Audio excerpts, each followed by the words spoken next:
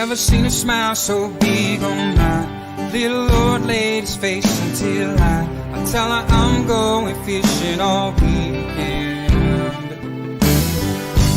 Pack up all of my bait and I make plans for 7:45 and I swing around, pick up my date for the weekend. Some reason she seems to please when I'm leaving. There's something I'm missing when I'm gone fishing. When I'm gone fishing. When I'm gone fishing.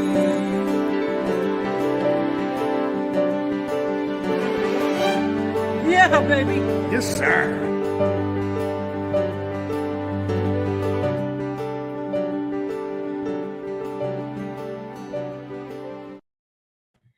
Always a pleasure to see you CFNers here every Monday, like we do this every week or something. Just kidding. Hopefully everybody had a great weekend. Did you have a good weekend? Did you get out and enjoy the weather on Sunday? I know Friday and Saturday were god awful, but Sunday was beautiful. And I'll tell you, we're starting to string a few more of those days together as we go a little bit further into April. And what is going to be eventually the beginning of the softwater season.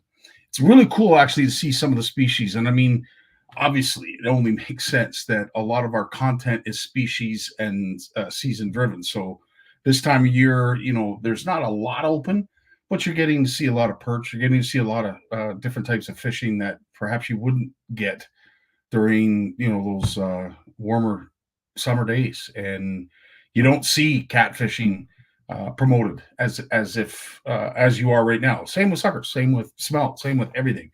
But needless to say, it is a cool time of year if you are a species-driven angler and you love multi-species fishing.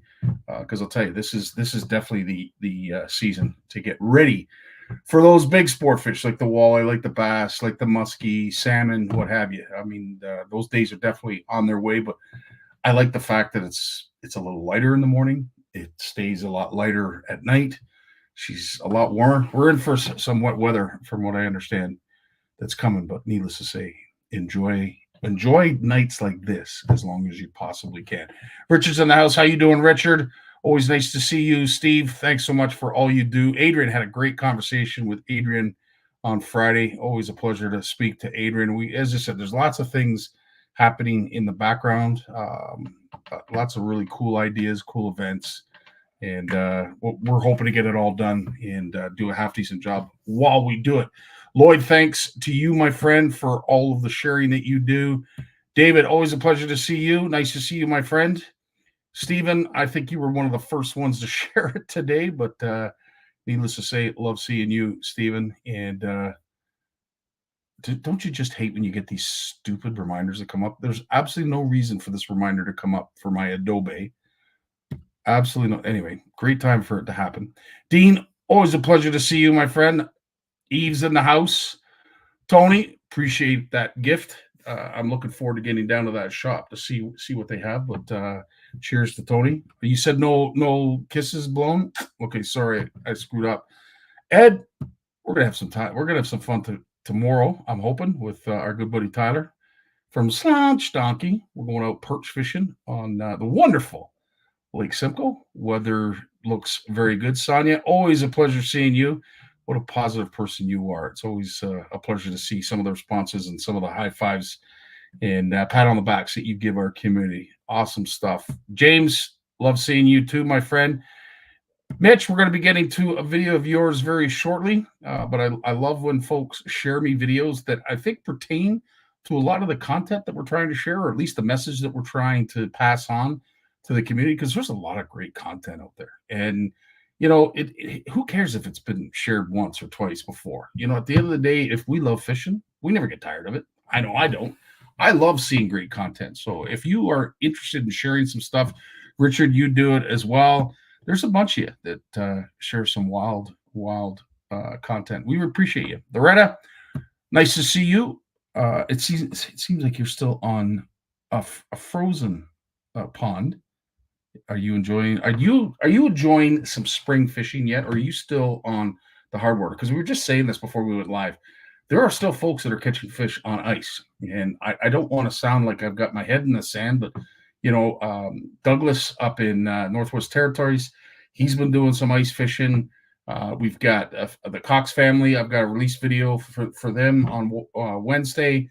They're still catching walleye on the ice, so it's interesting to see. As I said, it's fascinating to me that our fisheries are so different, yet in some way or another, they're all the same. And it's just we enjoy them differently at different times, but very, very cool to see what's going on there. Bob, always a pleasure to see you. As I said, hey, Heather, what's going on? Yeah. So, yes, absolutely. Keith, what's up with you? Hope everybody is well. As I said, lots to get to tonight. So if I've forgotten to say hello to anyone, please forgive me. Let me go. No, I'm kidding. As I had mentioned, this is a great time of year if you love your species. And if you are a species-driven angler, you can appreciate this picture. And this picture is for all those who love their smelt. Have you been out smelt fishing? If you love your smelt, have you managed to get out? Have you managed to pack a few? Have you managed to enjoy a few? Because I will say this gentleman here, and I want to say it was up in Nipissing that he was doing this run. But I guess it would be difficult for those who do like their smelt, down there with a flashlight, usually with a net. It probably looks ominous, like you're maybe doing something illegal. But for those who love them and enjoy, as I said, they're delicious fried. They are absolutely delicious. So for all those who have enjoyed their smelt or are enjoying their smelt runs, a tip of the hat to you. Went ice fishing Sunday. See, there you go, Loretta. I figured as much. Out on the hard water still. As I said, it's there for quite a few anglers, especially out west and in the northern areas of Ontario, Quebec, Manitoba. There's still, I don't want to say safe ice. God forbid we ever say that, but still ice nonetheless. It's just a wonder if certain species are still available. But for those who are out enjoying their smelt, God bless you. Stay tuned. We're going to have a raffle that's going to be upcoming at Next Gen. These are our kids derbies that CFN is very, very proud to be a part of. But we're going to be doing a really cool giveaway for some really cool prizes. So stay tuned to that. You won't want to miss that. And of course, Mike and I will be doing an announcement very, very shortly in regards to this. And I'm looking forward to, as I said, we have a bunch of things, Mike and I, to iron out yet. But this looks as if it is a goal. And it's a goal because of the wonderful people at Shimano who have also managed to set aside some cool prizing. So we are going to get on a conference call with Lee, Bob, Mike, and myself very, very soon to iron out what we've got, what we have available, what we're going to be bringing to you, the community, when it comes to the CFN Fish Off. Talk a little bit about, it's never too early not to talk about boat etiquette, but there's a lot of troubling things that I see at the ramps. And big shout out to my good buddy Daryl Doucette, who took me out fishing last week. And it was cool to see some really good ramp etiquette when it came to people helping one another, getting out of the way, making sure you're setting up on the ramp, off the ramp prior to actually getting on the ramp. Because that is one, I'm telling you, anybody who has a boat, trust me when I say this, their biggest pet peeve at the ramp is watching people put their stuff together and get their boat ready. At the ramp you're too late. You're now impeding others to enjoy their boat. So think of others. Just think of others. You may not know any better. You're excited. It's the first day out with the boat. Just keep others in mind. As I said, if you're on the ramp, get your stuff together before the boat is ready to go in the water. That means if you have to park up in the parking lot and you're now 6 behind the leader in terms of launching your boat, so what? At least the boat is ready and you're not getting in the way of other people. So really, really important to practice good etiquette. And of course, blow it before it blows you. And if you have an inboard, you know exactly what I mean. It's hard for me to watch this, but I have to play it. It's an important message to everyone.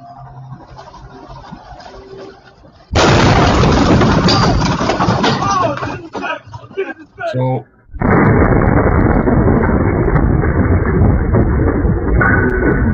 there's a whole lot wrong with that video. Needless to say, it's troubling to me to see the extent of something that is so simple. Just throw your blower motor on before you start your boat, and whatever you do, do not have it running while you're filling it. That is probably what has happened in this case. As I said, it can get very, very scary. Luckily, no one was seriously hurt, but there's a boat that's going to need a lot of work. There's some people that are going to need a lot of work. And you may have scared someone that has never gone boating before, that's out with you. Like, they're never going to want to go boating again.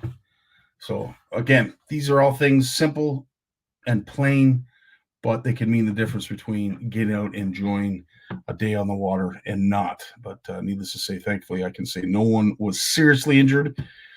But it's just another reminder: blow it before it blows you. And what I mean is your engine compartment, where you're filling any of the fumes that perhaps get logged into that engine compartment. You can blow it out with your fan. Every inboard has one. Those who have outboards don't have to worry about that. But to keep your fueling station or where you're fueling your boat well ventilated, dry, so it's not dropping into the water. There's a whole bunch of things that you can do, but let's not see any of that. That there's enough there. Also, when it comes to etiquette on the water, I can't say enough about this, and this truly sums it up when it comes to all of us who enjoy shore angling. Just be neat, my lord. But I'll let this gentleman talk because he says it way better than I just did. No reason to be tearing up these bank spots, bro. When they take these spots from us, it's going to be the people that do this. It's going to be because of the people that do this, and those same exact people is going to be the ones disappointed. Think about your decision, man. Stop throwing trash on the ground. Take it back with you. Yeah, couldn't agree more, my friend. Well said. It would not be a typical CFN Live without a segment devoted to our upcoming retreats. Moose is going to be here later to talk about the Lunker Bowl and a few other things that are going to be happening with OFC Nation. Jim, Lawrence, and Jay are also going to be joining us in their individual segments, talking about fishing. But also, we want to get ready for the upcoming CFN and OFC Nation retreats. And of course, if you are familiar with Horwood Lake Lodge and you're familiar with CFN, then you know that every year in August, we are up at Horwood Lake Lodge. And this, in fact, will be our sixth consecutive year of being there. And we want you folks to come and enjoy a little bit of this.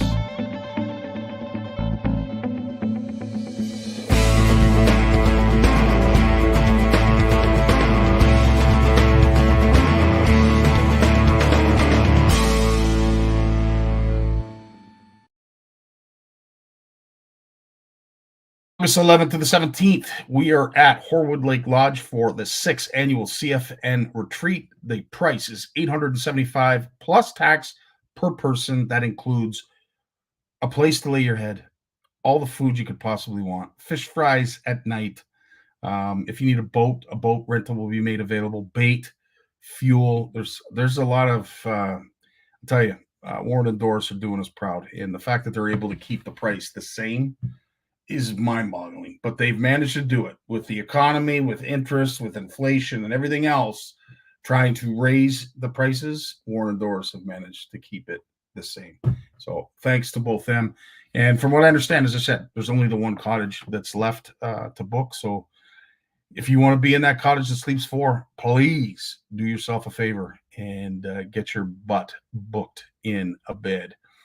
Of course, CFN or OFC Nation is going to have its third annual OFC Nation retreat at Camp McIntosh. We look forward to seeing all these folks that were there last year return again this year.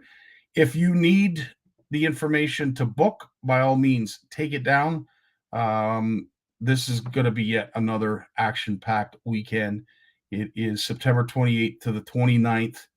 It is later in the season. As I said, the price is right. And for those who want to bring their boat, it's going to be a little bit cheaper. But we're about half booked. Camp McIntosh, September 27th to the 29th. Please do not delay. Get a hold of Andre and Tracy up at Camp McIntosh so you can enjoy some fun in the sun with folks like this last year.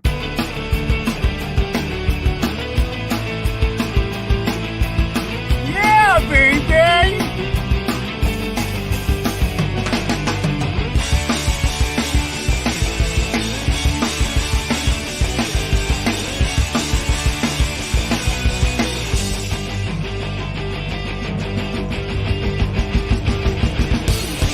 Macintosh 2023.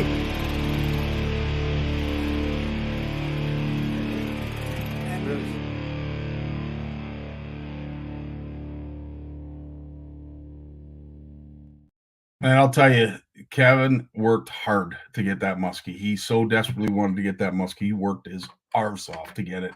And as I've always said, hard work usually is rewarded. And in Kevin's case, it was beautiful fish there, but some beautiful fish were caught. And we're hoping that there's a whole bunch more that are caught this year. September 27th to the 29th, please reach out to Andre and Tracy and get your butt booked in a bed. There's all the information you need. We got Big Jim coming up right after a word from our sponsor.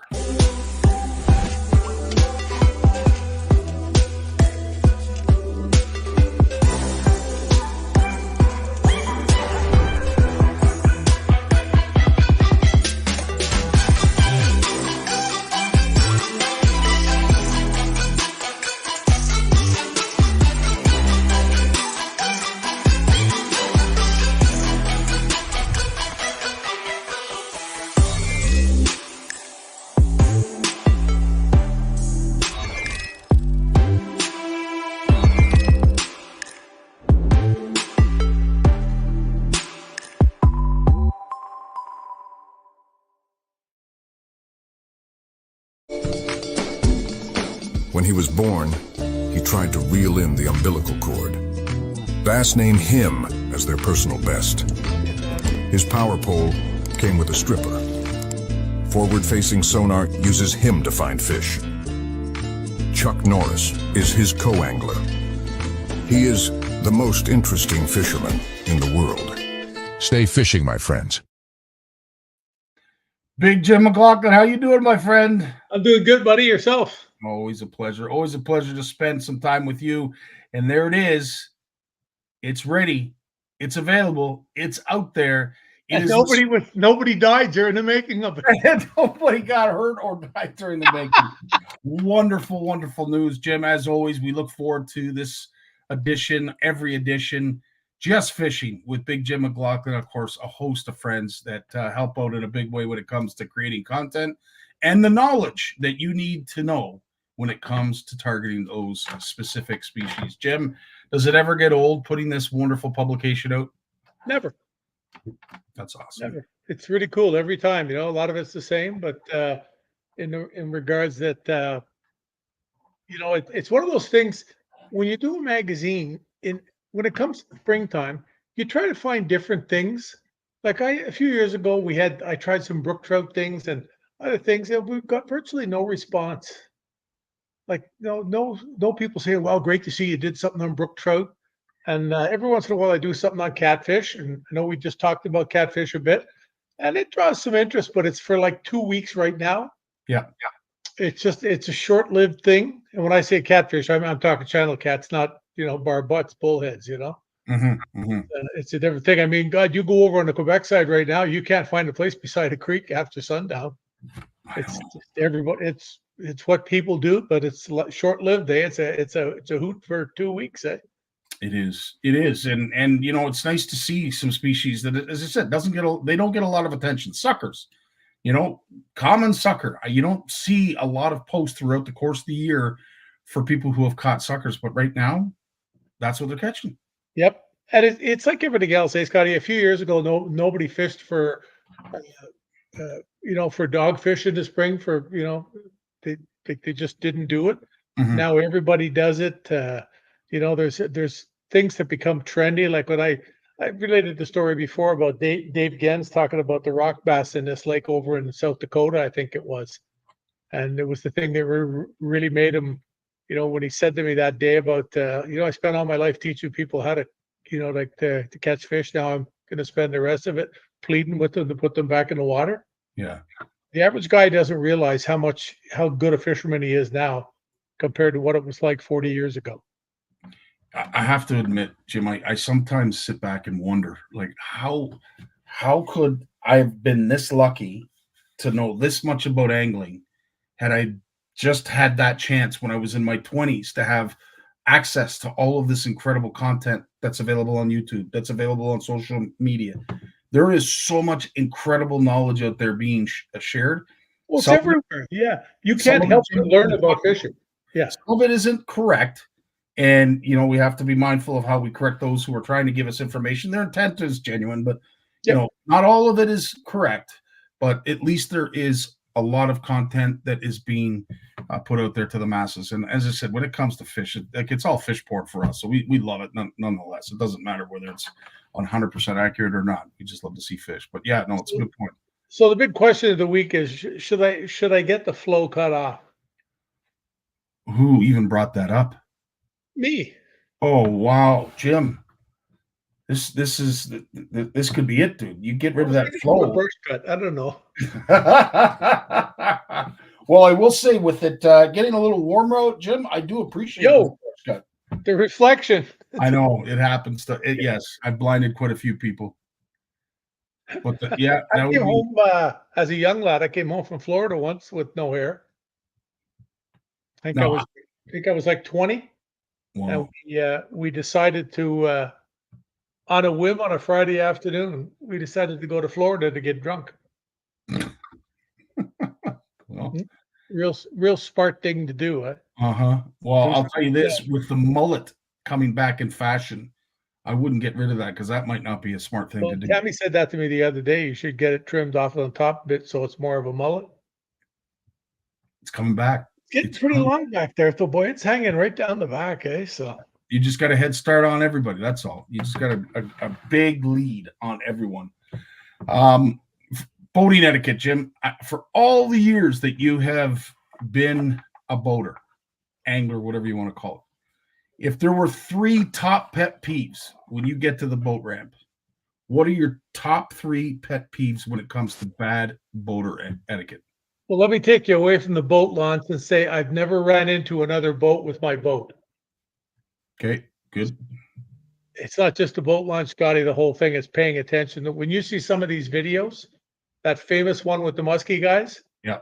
where they things like that's big time. You should lose the right to operate a boat for forever for that kind of.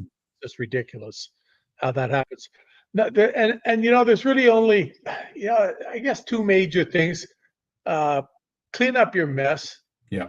Bring it with you. Take it home. It's a pretty simple. And like if there's a garbage can and it's full, just take your garbage home. I see it here every weekend. You know how close I am to the boat launch. I see people get out of their boat, take out 4 or 5 cans, a couple of bottles of water. They go over to garbage cans heaping because it's Sunday afternoon and the boat launch has been wild out, and they just throw it toward the can. That kind of stuff. Like bring it home. You had no trouble getting it there. Bring it home. And number one thing, when you pull up to the boat launch, like you can drive by and have a look. You've never been there or whatever, just orient yourself with it. But you go away from it, and when you get there, the only thing you should have to do is unhook your boat.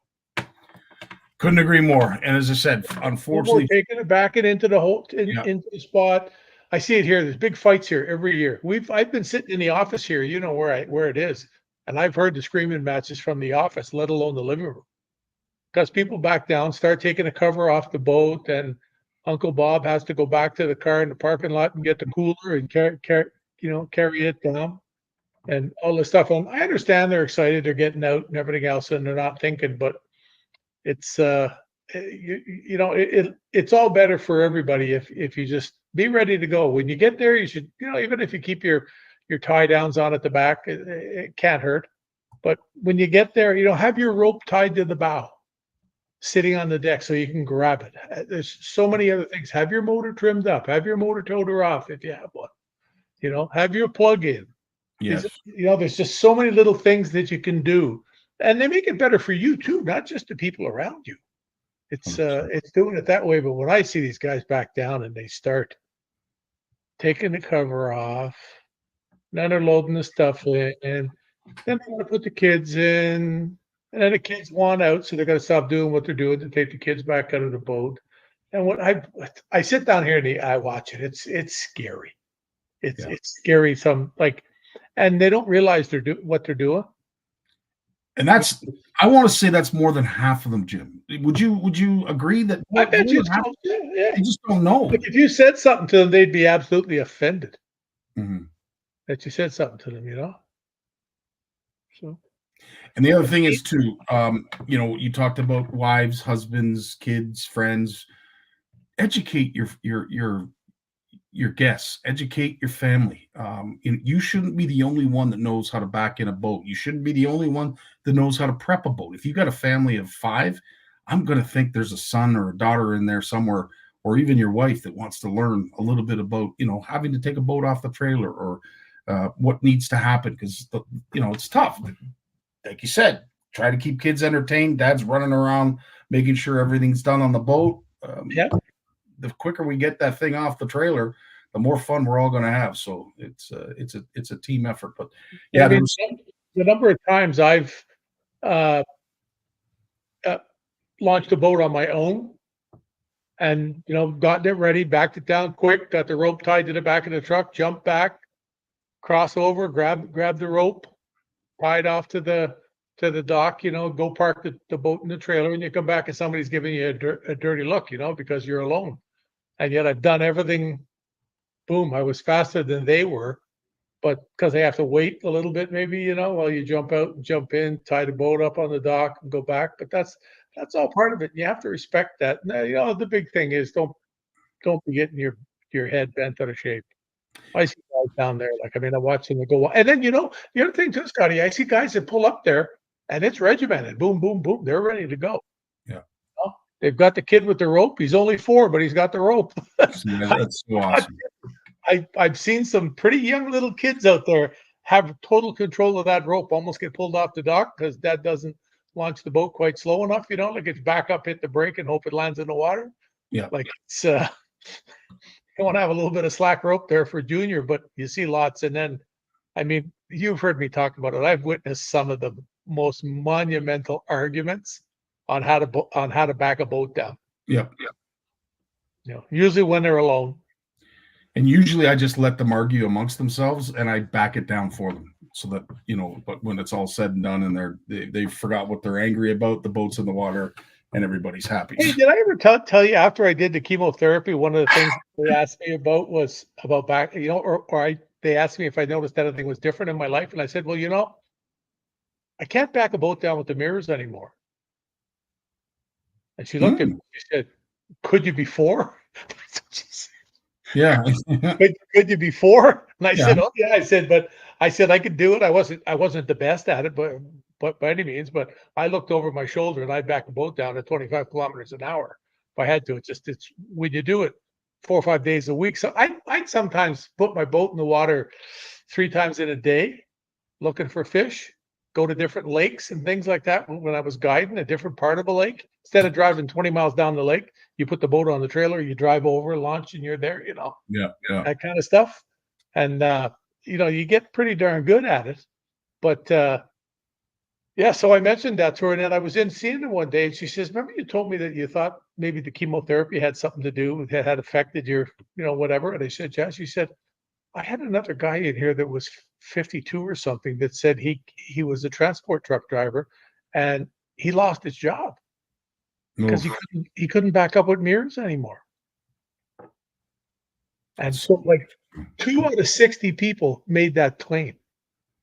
So they went to everybody. I guess the kind of things these studies work on, you know. Mm-hmm. And there was no one else said the same thing. She said a lot of them said that they'd never backed the boat down or a trailer. They just had never done it, eh? But yeah, I'm a little more challenged at backing the boat down now when I have to. But I just look over my shoulder and it's no problem. So 100%. But you know what? It is something that, as we get older, we have to contend with, that we might not be able to do the things that we used to do for you know whatever. what I always say to guys when I hear a guy chirping too, I'll look at them and I'll say, remember the first time you ever backed the boat in on your own? Oh, I remember it. It was a Ford Granada. yeah. And it was like, you've seen the one with Family Guy? Yeah. Oh, yeah. Well, Now, I have to admit, when I was young, we had to get out and unhook the trailer because we couldn't turn it around. so That was the never had only to do time I that. can remember ever having to undo the trailer from the vehicle. But outside of that, after doing that in the bush, I learned really quick how to back a trailer up because I never wanted to do that again. We went to go to this little brook trout resort place, and the guy told me, "Yeah, you can launch a boat here, no problem. There's a beautiful." I said, "Yeah, it's a sand beach, but is the sand that loose, or is it packed?" He said, "No, it's hard, Jim." He said, "The sand is hard."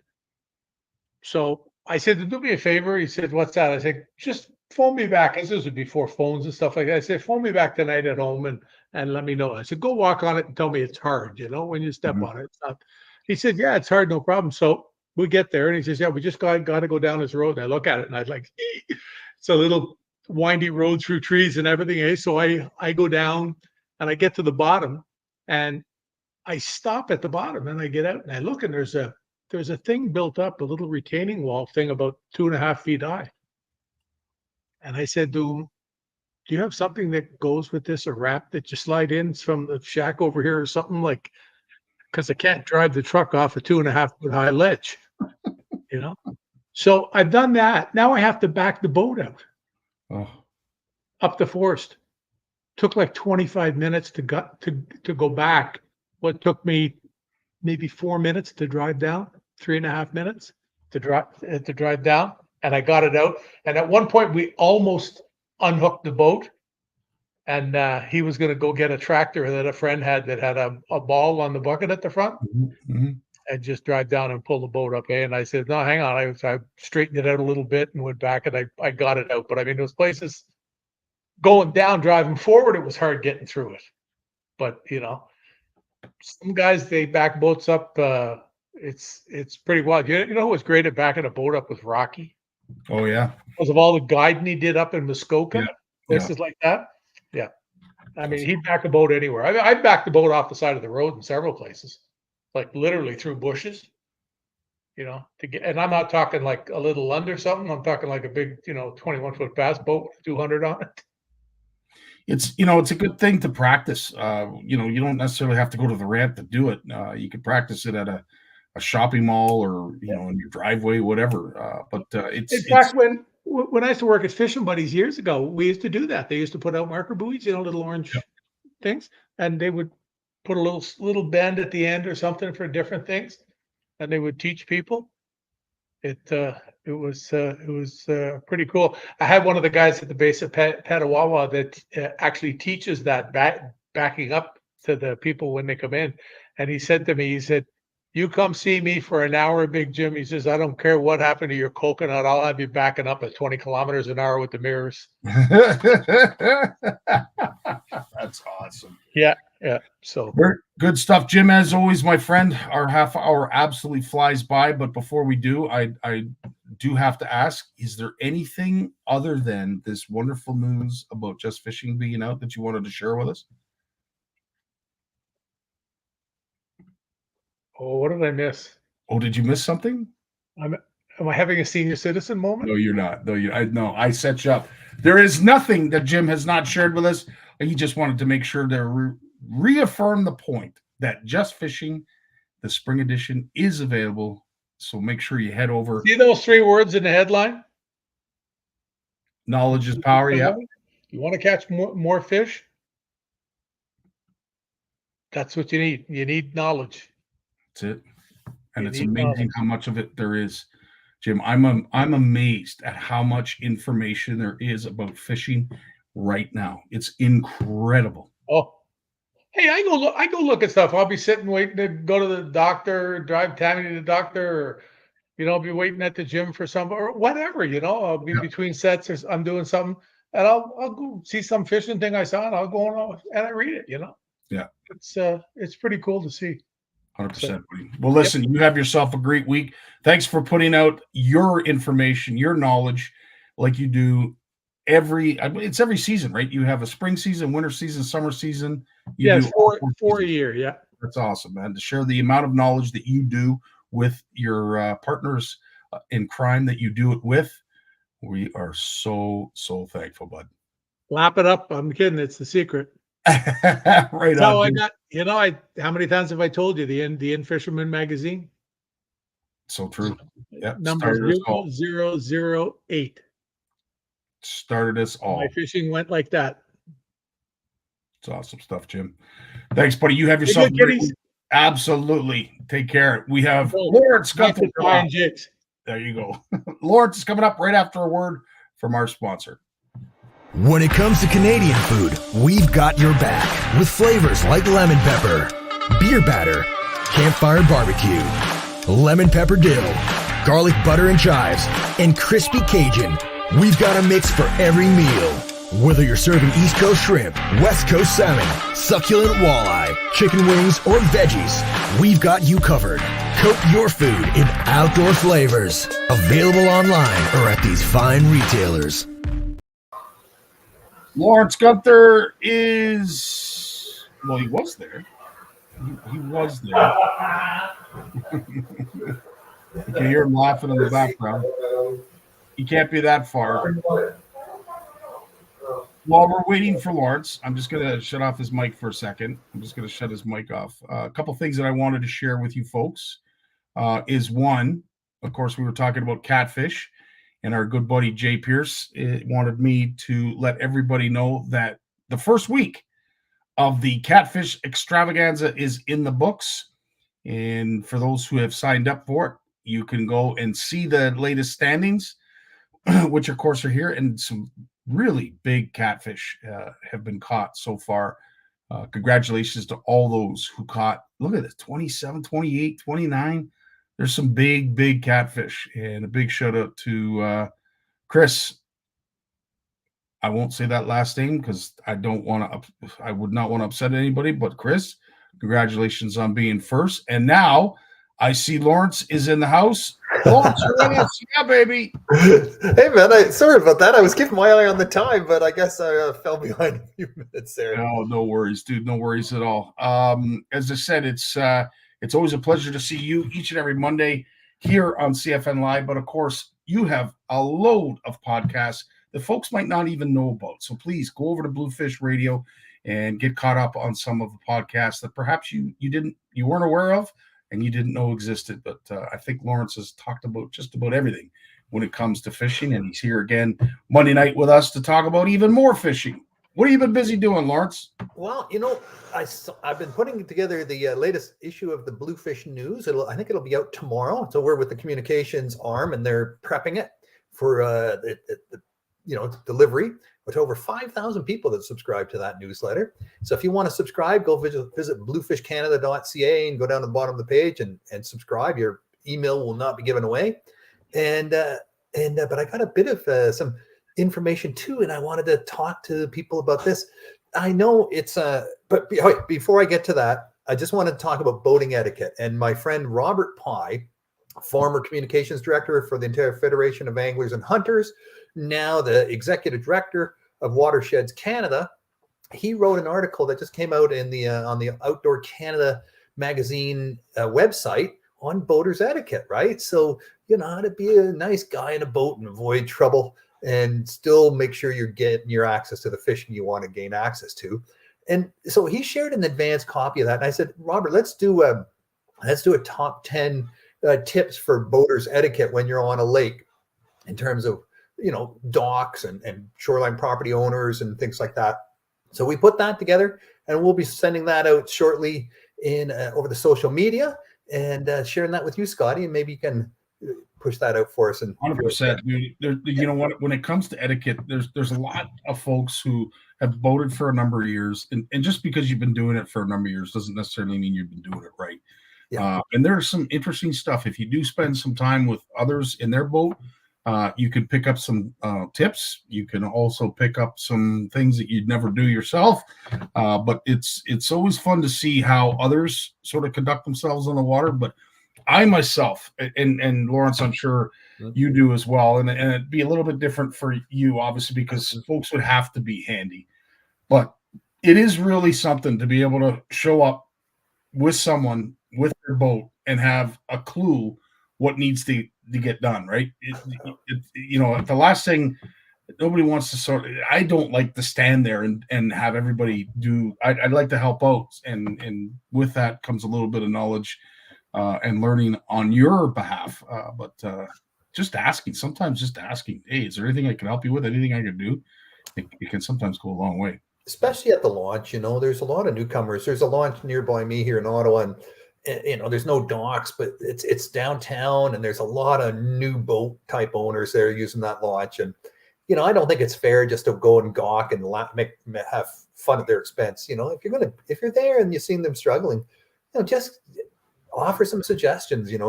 Lend a hand and make a boater. Make that family outing or that outing with their friends or whatever. Just make it that much more special and less stressful. Boat launches are horrifically stressful for everybody. And I'm so glad you brought it up like that, because you're in the middle of the spotlight, right? When it's your turn to go, everybody's watching you. As you have mentioned, there are YouTube channels out there that are devoted to ramps and watching people make huge mistakes. The one thing I will say, if you have to go on the weekend, it is what it is. But I would prefer to go any other day than on the weekend when it comes to boating, just because of the chaos that you can sometimes see. Oh yeah. But chaos. To your point, it's better to help out, or at least offer help, than watching someone that is going to fail and God forbid hurt themselves. I get out my passenger side of the truck. We prep the boat. I get out. I grab the rope off the bow. I go up on the dock, with my white cane, and people see that, and and I would say a lot of anglers are watching me, and they're there and they're giving me, hey, what? Okay, there's a step. They're just watching, make sure nothing bad happens. Yep. And I've had so many great experiences at the launch. Yeah, I mess up sometimes, but I just have, I know there's always people who have my back. More often than not, they have my back, and almost never do I have just someone who's just standing there refusing to do anything if I'm struggling with something. And I seldom struggle. And people are wise enough just to let me do my thing, and they watch it unfold, right? And they think, oh, they did it. Boom, it's in, it's gone, they're off. Boom. But they find it interesting, but they're very, very helpful, and they're always, it's just courteous, but not in your face with it. I love Canadians for that. They're not pushy, but they're there if you need them. We're great people, man. We really are.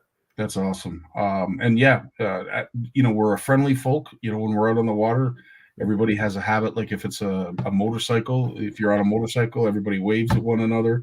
For the most part, that was one of the fun things about being on a boat and passing other boaters, is you were immediate friends. You had friends whether you knew it or not, because you always waved. I have to ask this question from someone like yourself who has a vision disability. Is there a particular boater that you dislike more than others? There's been a lot of discussion about jet skiers. I've been on a boat with Ed McKenzie where some sailboaters could have used a schooling or two of proper boat etiquette.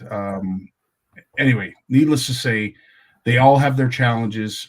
I, for one, my biggest pet peeve is jet skiers, and it's not because I don't want them to have fun. It's just I never know where they're going to be, and I never know where they're going to end up. And they're like water bugs. They're here 1 minute, gone the next. They are the hardest ones because they can turn on a dime. They don't have to make those obvious choices on the water to stay to the right, to stay to the left, whatever. They're so nimble, and sometimes they can be they can be a real handful for a boater. Is there one that you prefer less than the other? It's the wake boats, like normally you're fishing, I'm on the back deck, and back decks aren't huge, right? So you can't really spread your leg and move around 360 degrees. There's only a few positions where you can spread your leg. You're facing forward or backwards. If you're facing the side, your feet are pretty close together because it's just the size of the deck. So when wakes come, normally like boat wakes aren't that big of a deal, but when they're a wake boat wake, those are like mountains, right? They're coming at you like walls of water, man. Your boat goes right sideways up one side and sideways down the other side. They can be quite destabilizing for sure and for everybody. And at some point it just gets, when they're doing wake boat, competitions and just rentals or training on a lake, the whole lake just becomes a wash of giant waves. And at that point, you just say, "Oh, that's enough." It's thankfully it's always later in the afternoon when the walleye bite slows down anyway. So it's not the end of the world, but it's not the best way to end your day. But and to their defense, they're kind of like having a dirt bike. And it's a dirt bike on water. And you see those who own dirt bikes, the fun that they have and how they have their fun with their dirt bike. Oh, yeah. Jet skis really no different. No, jet skis and they're a lot quieter now than they used to be, right? Yeah. Like they used to be so noisy. Now they're very quiet. And I don't mind. I know the jet skis, they're coming behind you. They want to dance on your wake, right? Not often do they start circling you. But when you're fishing and they come really close, when you're fishing and they zoom you. And that's just annoying, and they're just kids, and yeah, and that's it. In a lot of cases, they're kids. They may not know the rules and of the road. They haven't been on the earth to know enough about what etiquette is. So yeah, I mean, sometimes I guess we do have to govern ourselves accordingly. But when someone's going out of their way to get in your way and make your experience not that enjoyable, then that's when something has to be done or something has to be said. Because I got something on the Bluefish Radio. A podcast just came out yesterday with professional angler David Chong. Nice. David is sponsored by many of the biggest marine companies, many of the big fishing companies, and the electronic companies. And I asked him talking about innovations in the boating sector, and we spent most of our time talking about forward-facing sonar. It was his idea to bring it up, and we just he had a lot of thoughts and concerns and questions on what it means. So I didn't know what to do with it. At first I thought, well, I don't know. Like, do I really want to wade into this forward-facing sonar discussion debate? But then as I'm preparing the Bluefish News, I see this survey that's coming out by the Wisconsin Department of Natural Resources, who are doing a survey about forward-facing sonar. They're surveying anglers, and it may lead to Wisconsin banning the technology in their state. And that could, according to so then the National Professional Anglers Association in the United States waded in, and they were quite livid about that. They said, how can you ban a technology? That's just, we're a free nation. This is a technology that's widely available. Who are you to tell us we can't use this technology? And I thought, well, now that's cracking that whole debate wide open, isn't it? It just got escalated. This is the first state government I know of that's actually considering banning the technology. It's interesting too that this voice, although small in numbers right now, is growing in numbers from what I see on social media. That there are a lot of people that are becoming outspoken about this topic for a couple different reasons. Not one in particular, but when it comes to surveying anglers, I'm actually surprised to hear that there are so many people that are against it, if you will, for lack of a better way of explaining it. I'm surprised that there's so many anglers that are against it. Yeah, me too. But then so I thought, okay, let's dig in. And I wrote an editorial. It's going to be in the Bluefish News. But I wanted to get some of the impressions of some of the ideas I brought forward. I tried to unpack this because it's not the technology per se, right? People aren't, against technology just because it's technology. And it's not like they're Luddites and saying, we're going to lose our jobs. It's not like the robotics are going to take all our jobs.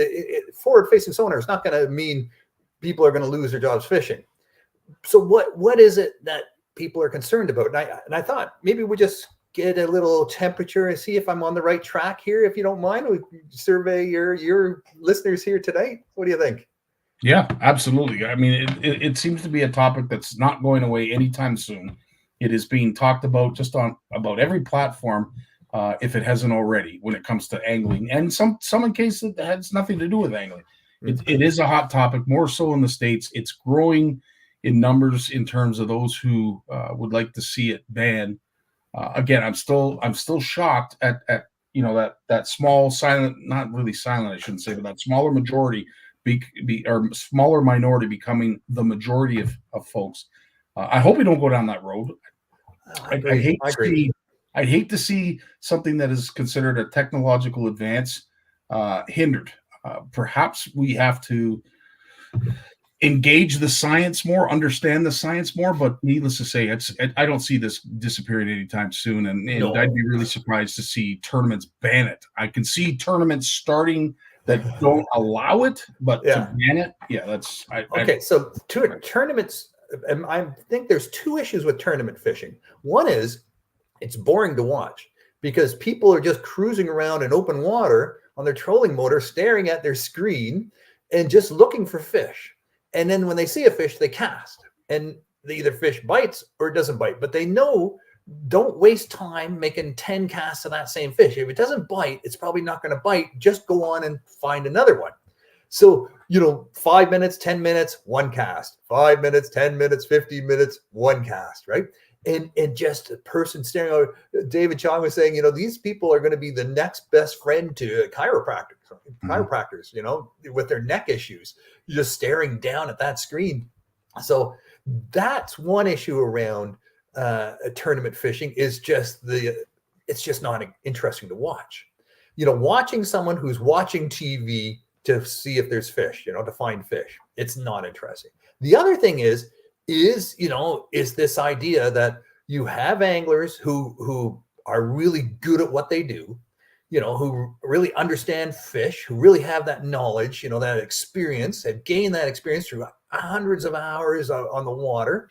And they are really good anglers. They just understand fish and how they feed and where they are and how they move about and their habitat and preferences in terms of water, all of that stuff. And then you have these new anglers, the ones who adopt forward-facing sonar, and they're really playing it's a virtual kind of a video game.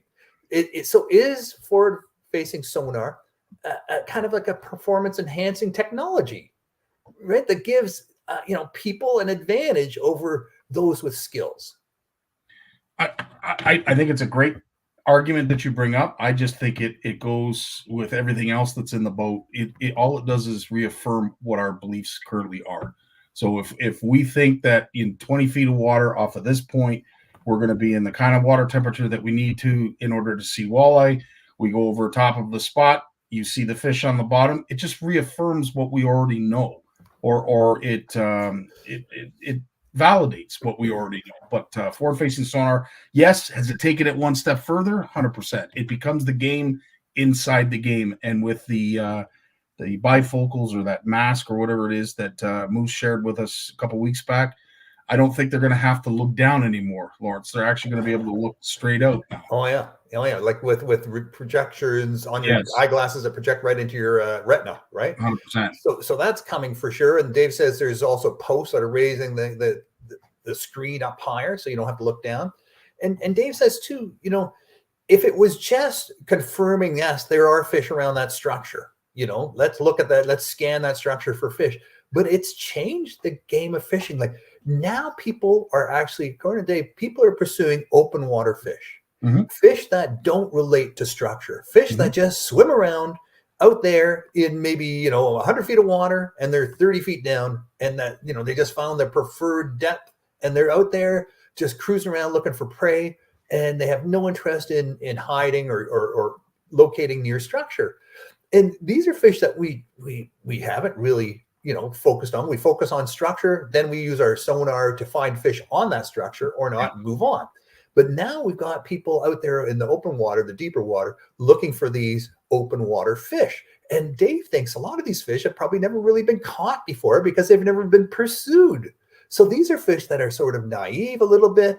They're new to lures maybe, and they're easily caught because of their level of experience with fishing. Whereas you catch a fish off a lily pad or a stump, or Dave says it's probably got 3 or 4 hook wounds in it already that year. But these open water fish, they don't have hook wounds. They've never been caught for the most part. So he says that's the interest. It's this whole new way of fishing for a whole new type of fish, right? That are open water fish. So I think that's interesting in itself. And again, is this make forward facing sonar a problem? I don't think so. It's just another way of fishing. Yeah, and at the end of the day, that's pretty much the meat and potatoes of the argument. Some folks take it into greater detail, and of course, everything that they feel is at jeopardy when it comes to forward-facing sonar. I think the price point is keeping it out of the hands of the majority of us anglers. So I don't think it's a huge issue in that regard. But needless to say, I just don't know how you pick something now after let's face it, they're retooling it, right? Like they're going to come up with different models. It's going to come up with a more sleek appeal. It's only going to get more detailed. Like it's going to be something. And the price will come down. Yeah. Dave said the first time he was at a fishing show, and they brought out some ice fishing packages, and for FFS ice fishing packages. And Dave said, $3,000. No, he said no one's going to buy these. No one's going. They brought 3 out for the fishing show. The 3 were gone, and they had deposits for 8 more. These are for ice fishers. These aren't tournament anglers. These aren't people looking for the big check. These are people just going to want to. They don't want to drill 100 holes. They want to drill a hole, pop the transducer down, look around, and 80 feet over in that direction, drill a hole. You'll be on the crappie. And it just saves a lot of time, and it just makes the day that much more enjoyable. And people are ready to invest in that just to have a good day on the ice. And Dave was blown away by the fact that people are willing to make, I said, Dave, it wasn't that long ago where you could get into ice fishing for $1,500. You can get a flip over, a flasher, an auger, and the gear, for $1,500. That's not the case anymore. No, 100%. And you know what? It all depends on the level of angling that you enjoy. Some like the entry level. Some love to sit on a 5-gallon pail in the middle of winter.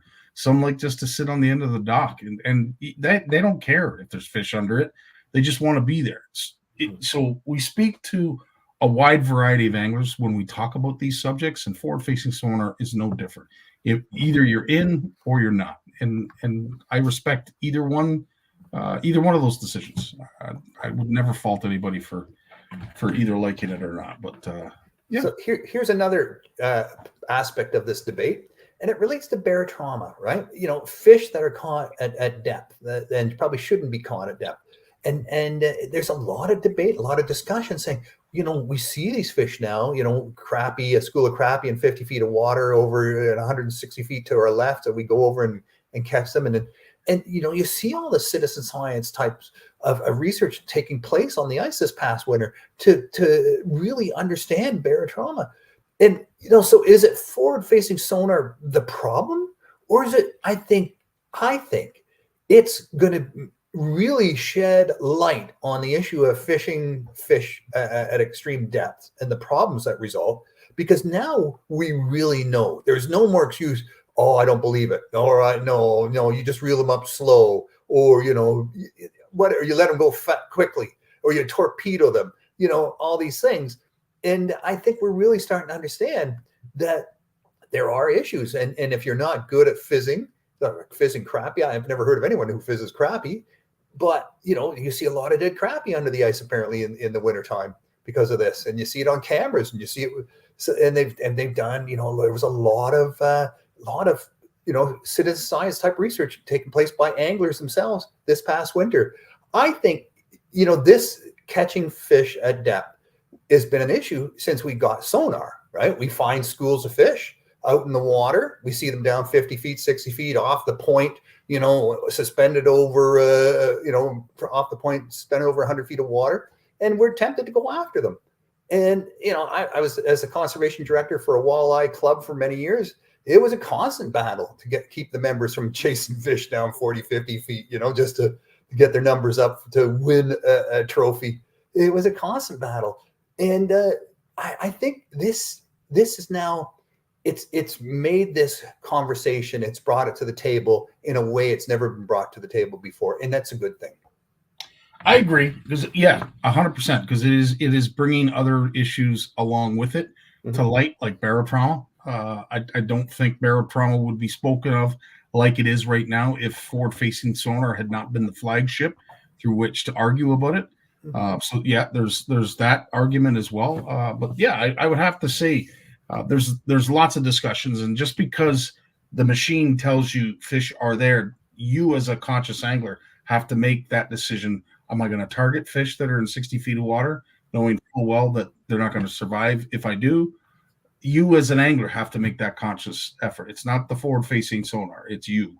It's got to become an ethical issue, a stewardship issue, and there's a lot of anglers that saying, don't do that, and that, I think that peer pressure is going to build, and it may be at some point when everyone agrees that it just shouldn't be done. Maybe there'll be some rules introduced at some point, about carrying descending devices. We see that off the coast of Florida now. If you're fishing for deep water marine fish, you have to use descending devices. You see that off the west coast of Canada for rockfish. You have to use descending devices. So you catch them, you have to clip a weight to them and lower them back down again right away. So there are tools that don't involve fizzing, and that can make this possible. So I think this is going to really bring some of these conversations along nicely. And if we didn't have FFS, we wouldn't have that for sure. There's another one, Scotty, and it's about fishing pressure. And I've had a conversation with Gord Pizer a few years back, and he talked about his pulse fishing theory, where we fish a lake. Our friends find out about it. Someone tells someone else, it's good fishing here. People go, it becomes a community hole. And 2 or 3 years later, the quality of the fishing drops off to the point where you can't be guaranteed to have a good day on that lake anymore. So you just stop going, and everyone stops going to that lake, and they go to another lake, a different lake, some other new hot lake, right? And now all of a sudden that lake is just sitting, for 1, 2, 3, 4 years with very little fishing pressure, until someone wanders back onto that lake, goes, hey, you know what? Fishing's pretty good here. And the fishing resumes. So it's like pulses, we fish and then we stop, we fish and then we stop. And if we're going to do that with forward-facing sonar, and I talk to friends who tell me, it's really made catching a limited walleye way more efficient. You can do it, much quicker on heavily pressured lakes. You can find those walleye in open water, and you can catch them. You can find those schools cruising open water, and you can catch all of them. And it's really increased the efficiency of angling. When you're pursuing fish. I mean, everyone knows, the hardest thing with walleye fishing is finding the fish. Once you find them, they're pretty easy to catch. So it's giving you that opportunity to find fish faster and move with them, and or find other schools when you've caught them all, and and they're not interested anymore, and find other schools, other fish. So I think there is some fishing pressure that's going to mount, and I think it could keep people fishing those pressured bodies of water longer than they normally would have without this type of sonar. And maybe the quality of, the number of fish left behind when they finally do quit fishing that lake, they're not going to fish it out, but they might bring those numbers down very low, and they might come back sooner because they know they can catch fish with this technology. So this, I think, is a fundamental question about conservation that we can't just assume, like you guys, you and Jim were saying, earlier, if we knew before what we know now, it would be great, right? But we know so much about how to catch fish, and yet our the regulations and the types of regulations, it hasn't really kept up. We just get a fishing license, you go out, you can possess 5 walleye, or you can possess 6 pike, or whatever it is, and how many times can you do that in the season? And on which lakes you're doing it on, no one really knows. Yeah. True enough. And yes, depending on the body of water, that really hits home. that message. So yeah, no, 100%. Lawrence, we got time for two more. I'm just thinking about fish stock levels, and I think we all know that there is the science is available to understand fish stock levels in bodies of water, to really know that. We can do it for commercial fishing. Look, we talked about the perch and walleye, total allowable catch for commercial fishing on Lake Erie this year. They dial it in, right? They dial it in very, very precisely to sustain these fish stocks. Why can't we do that with more of our water bodies? We have technology to do that. Unfortunately, the regulators, they won't look at that they only look at creel sampling and their own, netting surveys that they do with their own officials that go out and net or use electric, pulses or whatever. They don't believe the anglers when we report our catches or not catches or the size of fish or the number of fish and how long it took for us to catch them. We're gathering this data like crazy on fishing apps, and researchers like it, but it's not trickling into the regulation type of realm yet. And I've been watching this unfold in the United States with the National Oceanic and Atmospheric Administration Marine Fisheries for recreational anglers. They've been struggling with this down there for over 10 years. We struggle with it up here in Canada, and it just seems like a lost opportunity where we could really, understand fishing pressure and stock abundance if we wanted to, if we could work with these regulators and the scientists that they employ to come up with those numbers. And then okay, from this point on, maybe we don't get to harvest anymore, but we can still catch and release. All right. So, there's a bunch of ways, and we would do that. Everyone would be fine with that if you didn't shut down fishing. If you manage fishing and you manage it so we could still go fishing, which is totally doable because we know catch and release fishing works well. Why empty a lake and then say, oh, okay, we got to move on to another lake now, especially when, that's the lake that you're closest to, or that's the lake that you have a cottage on. Yeah, some really good arguments that are coming through in the comments. George, who is extremely educated when it comes to this, he says the pulse fishing experiment was conducted on walleye in northwestern Ontario in the 1980s. Once overfished, the lake took 25 years to recover. Yowza. And it's cold. Those are colder lakes, right? And they don't have a lot of nutrients in them. So yeah, it's tough. It's tough slogging for those fish. Yeah, and as George goes on to say, once a fish population is severely depressed, it doesn't take much fishing effort to keep it from recovering. It's called the whack-a-mole syndrome. Lakes start to improve, and a few anglers find out, and overfished, and then overfished a much lower population. And I've seen situations like that happen. Specifically, what species? I don't even want to get into the particulars, but I have seen situations that George just mentioned. That there's an argument there. 100%. Oh, for sure, George. They're really good points, and they're points that need to be part of this discussion about forward-facing sonar. It's not the technology, right? It's how we use the technology and how we regulate around that technology. We're not going to stuff this genie back in the bottle. That's never going to happen. It's a free world, but we can educate ourselves. And look, it's not the day of our grandfather anymore where we just go out and fill a stringer and just everyone believed there was an infinite number of fish out there and we knew where they were and we just go and fill the stringer and come home and eat them. And that could go on forever. We know that's not the case. No, 100%. Got time for one more tidbit, Lawrence. Oh man, you that's it, buddy. I'm wrung out. It's interesting you say that. One thing I did want to mention that we were talking about before we went live tonight. I had the pleasure of being out with Daryl Doucette last week in search of some lake trout. But we were in search for a bunch of things, but lake trout was definitely up and ready for us, and I enjoyed what was a gorgeous day of weather out on the water. But was surprised to see that the water levels are down in Lake Ontario, and that is, I can't imagine. We were talking about it before we went live, how hard that is to manage water levels, especially when you don't have the snowpack, that you don't have the weather events that you typically have. we get a month's worth of rain, it seems, in a weekend now.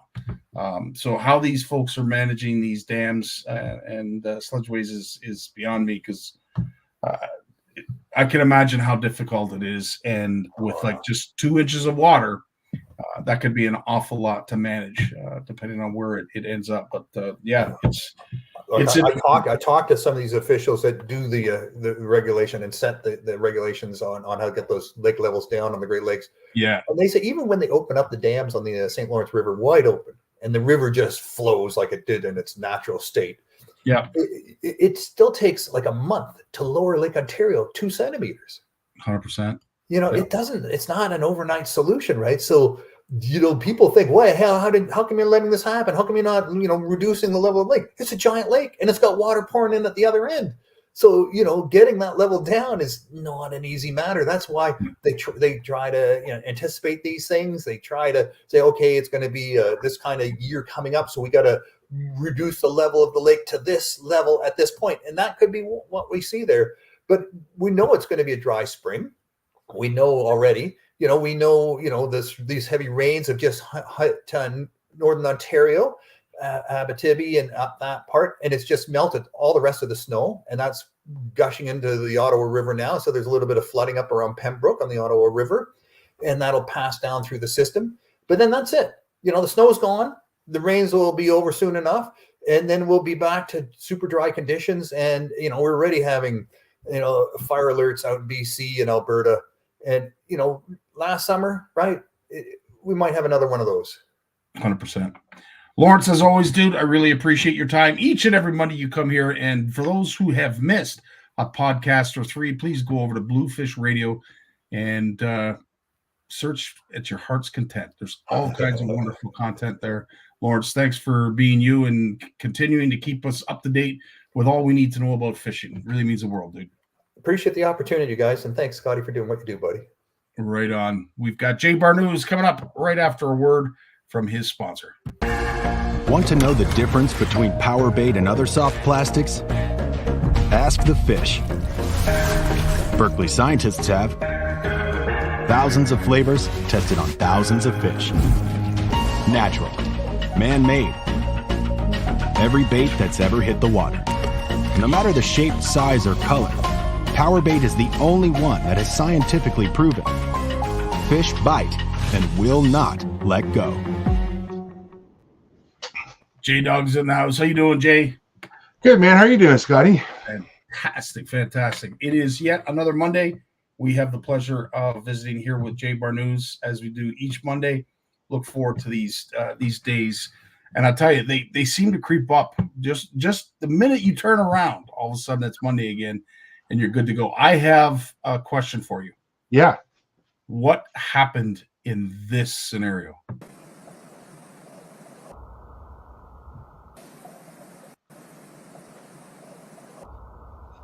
I want to thank Mitch Bolduc for sending that in, but it might be hard to see, but I'll play it again, Jay. But there's a reason that this fish doesn't get hooked. And for those who love your carp fishing, you'll understand the importance of making sure that your leader is stretched out straight and isn't wound up in itself. Because unfortunately, it's as easy as that when it comes to losing a fish. Jay, we've managed to net you. You're in the boat. You're good to go. What did this past week present you? Dude, I don't know, man. Not a lot of fishing. It's been a very industry heavy month for me, which is good. A lot of talking fishing, not a lot of fishing. So, for example, I'm juggling a couple things. We're doing a bunch of home renovation / home reorganization mostly, and I want to get it all done before trout opener, which is 2 weeks away. So that's the plan. So been busy doing that and just going to different tackle sales that are going on. I've been lots of great invites, a lot of great shops. I'm actually headed to where am I going this weekend? I'm going to be in Woodstock for a couple days at Jocelyn's store, Angling Outfitters. I'll be there Saturday and Sunday. So I dropped a chat in the link there in the chat room. Just got a call today. I was kind of hoping to do some fishing this weekend, but I decided I got invited to go to Angling Outfitters and talk fishing for a couple days with the good guys there. And it's hard to turn down. It's hard to turn down an invite to go talk fishing at a tackle shop for a couple days. So 100%, 100%. And you know what? People pay to hear you talk, Jay. One day, the rest of us will be like that, but perhaps maybe not. As we talked about water levels and the spring fishing that is currently being experienced and shared via all the social medias, what are some highlights that you're taking away? What are some concerns? What are some of the positives, some of the negatives of what you've seen so far? I listened to Lawrence's chat. We drove into Toronto on Sunday to go to a friend's birthday party, and I listened to. This is what I do. I listen to either a lot of heavy metal music or fishing podcasts. That's pretty much the only two things I listen to. So I've been going through like a bit of a Pantera phase recently, if anyone knows the band Pantera. But no, on Sunday I listened to Dave and Lawrence talk forward-facing sonar. So that was great podcast, Lawrence. I always enjoy hearing Lawrence and especially Dave's insight in the industry. Not just Dave as an angler, but he has his ear to the ground when it comes to technology and new things happening in the industry. And I just come to the conclusion, and I put a couple chats in the comments today. Great chat tonight, by the way. I've been kind of chiming in, and I think that the anti-forward facing sonar, and I don't own forward facing sonar. I will get it. I don't own it yet. It is a little cost prohibitive. I'm not going to lie. Mostly because if I get it for one kayak, I probably have to get it for two. So I'm buying for two. Yeah. But I think that a lot of the ones who are against it is the noisy minority is what I want to say in anglers. And there's so much to learn from forward facing sonar. I think that it's true. You just kind of look at the graph and look around, but Dave made this clear in his chat with Lawrence, you got to find the fish still. Mm-hmm. And so, for example, if you know that in your lake that post-spawn largemouth hang out right after they spawn, they'll drop out to the first weed edge. That's what they do in a certain lake. They're not going to be on every weed edge. Yeah. You still have to find the right sort of section of the weed bed where they are. There's limit. If you're a shallow water angler, you're limited. Like, it's not going to help you much. If anyone watched the Bassmaster Elites this weekend, they were on the Harris Chain in Florida. A lot of shallow water techniques, flipping, pitching, running a speed worm over the surface. I'm sure forward-facing sonar helped some anglers, but for the most part, they had to rely on their instincts and their knowledge to catch the fish they wanted to. So, it's there. But I don't think forward-facing sonar is as bad as people are making it out to be. I do think, though, that when it comes to certain species, and I saw some of the comments in the chat tonight about, crappie and panfish especially, I think something, I don't think we're going to go to the point of banning it, but I think we might need to see a regulatory adjustment when it comes to fishing regulations. And to me, I'm so glad you said that, because that's what I see happening in the very near future. Obviously, the hysteria that the forward-facing sonar has created is a lot of mistrust. It's mistrust that perhaps we don't trust our fellow angler. Perhaps we don't trust that people are going to follow the rules. So maybe things have to be adjusted. Maybe it's forward-facing sonar that gets us to look at the current state of limits, the current state of allowable catch limits, and who knows? Maybe we'll be thanking forward-facing sonar. Yeah, and I think I can't see it going away because there's so much money invested in it. All the units are being built to accept forward-facing sonar. It's an accessory. It's a tool. I see Alicia chimed in, she's right. It's a tool that people use. Realize this, on the elite tournament circuit, you have 100 anglers. They all have it. Every one of them has it. There's a couple that don't, there's a few that don't use it very well.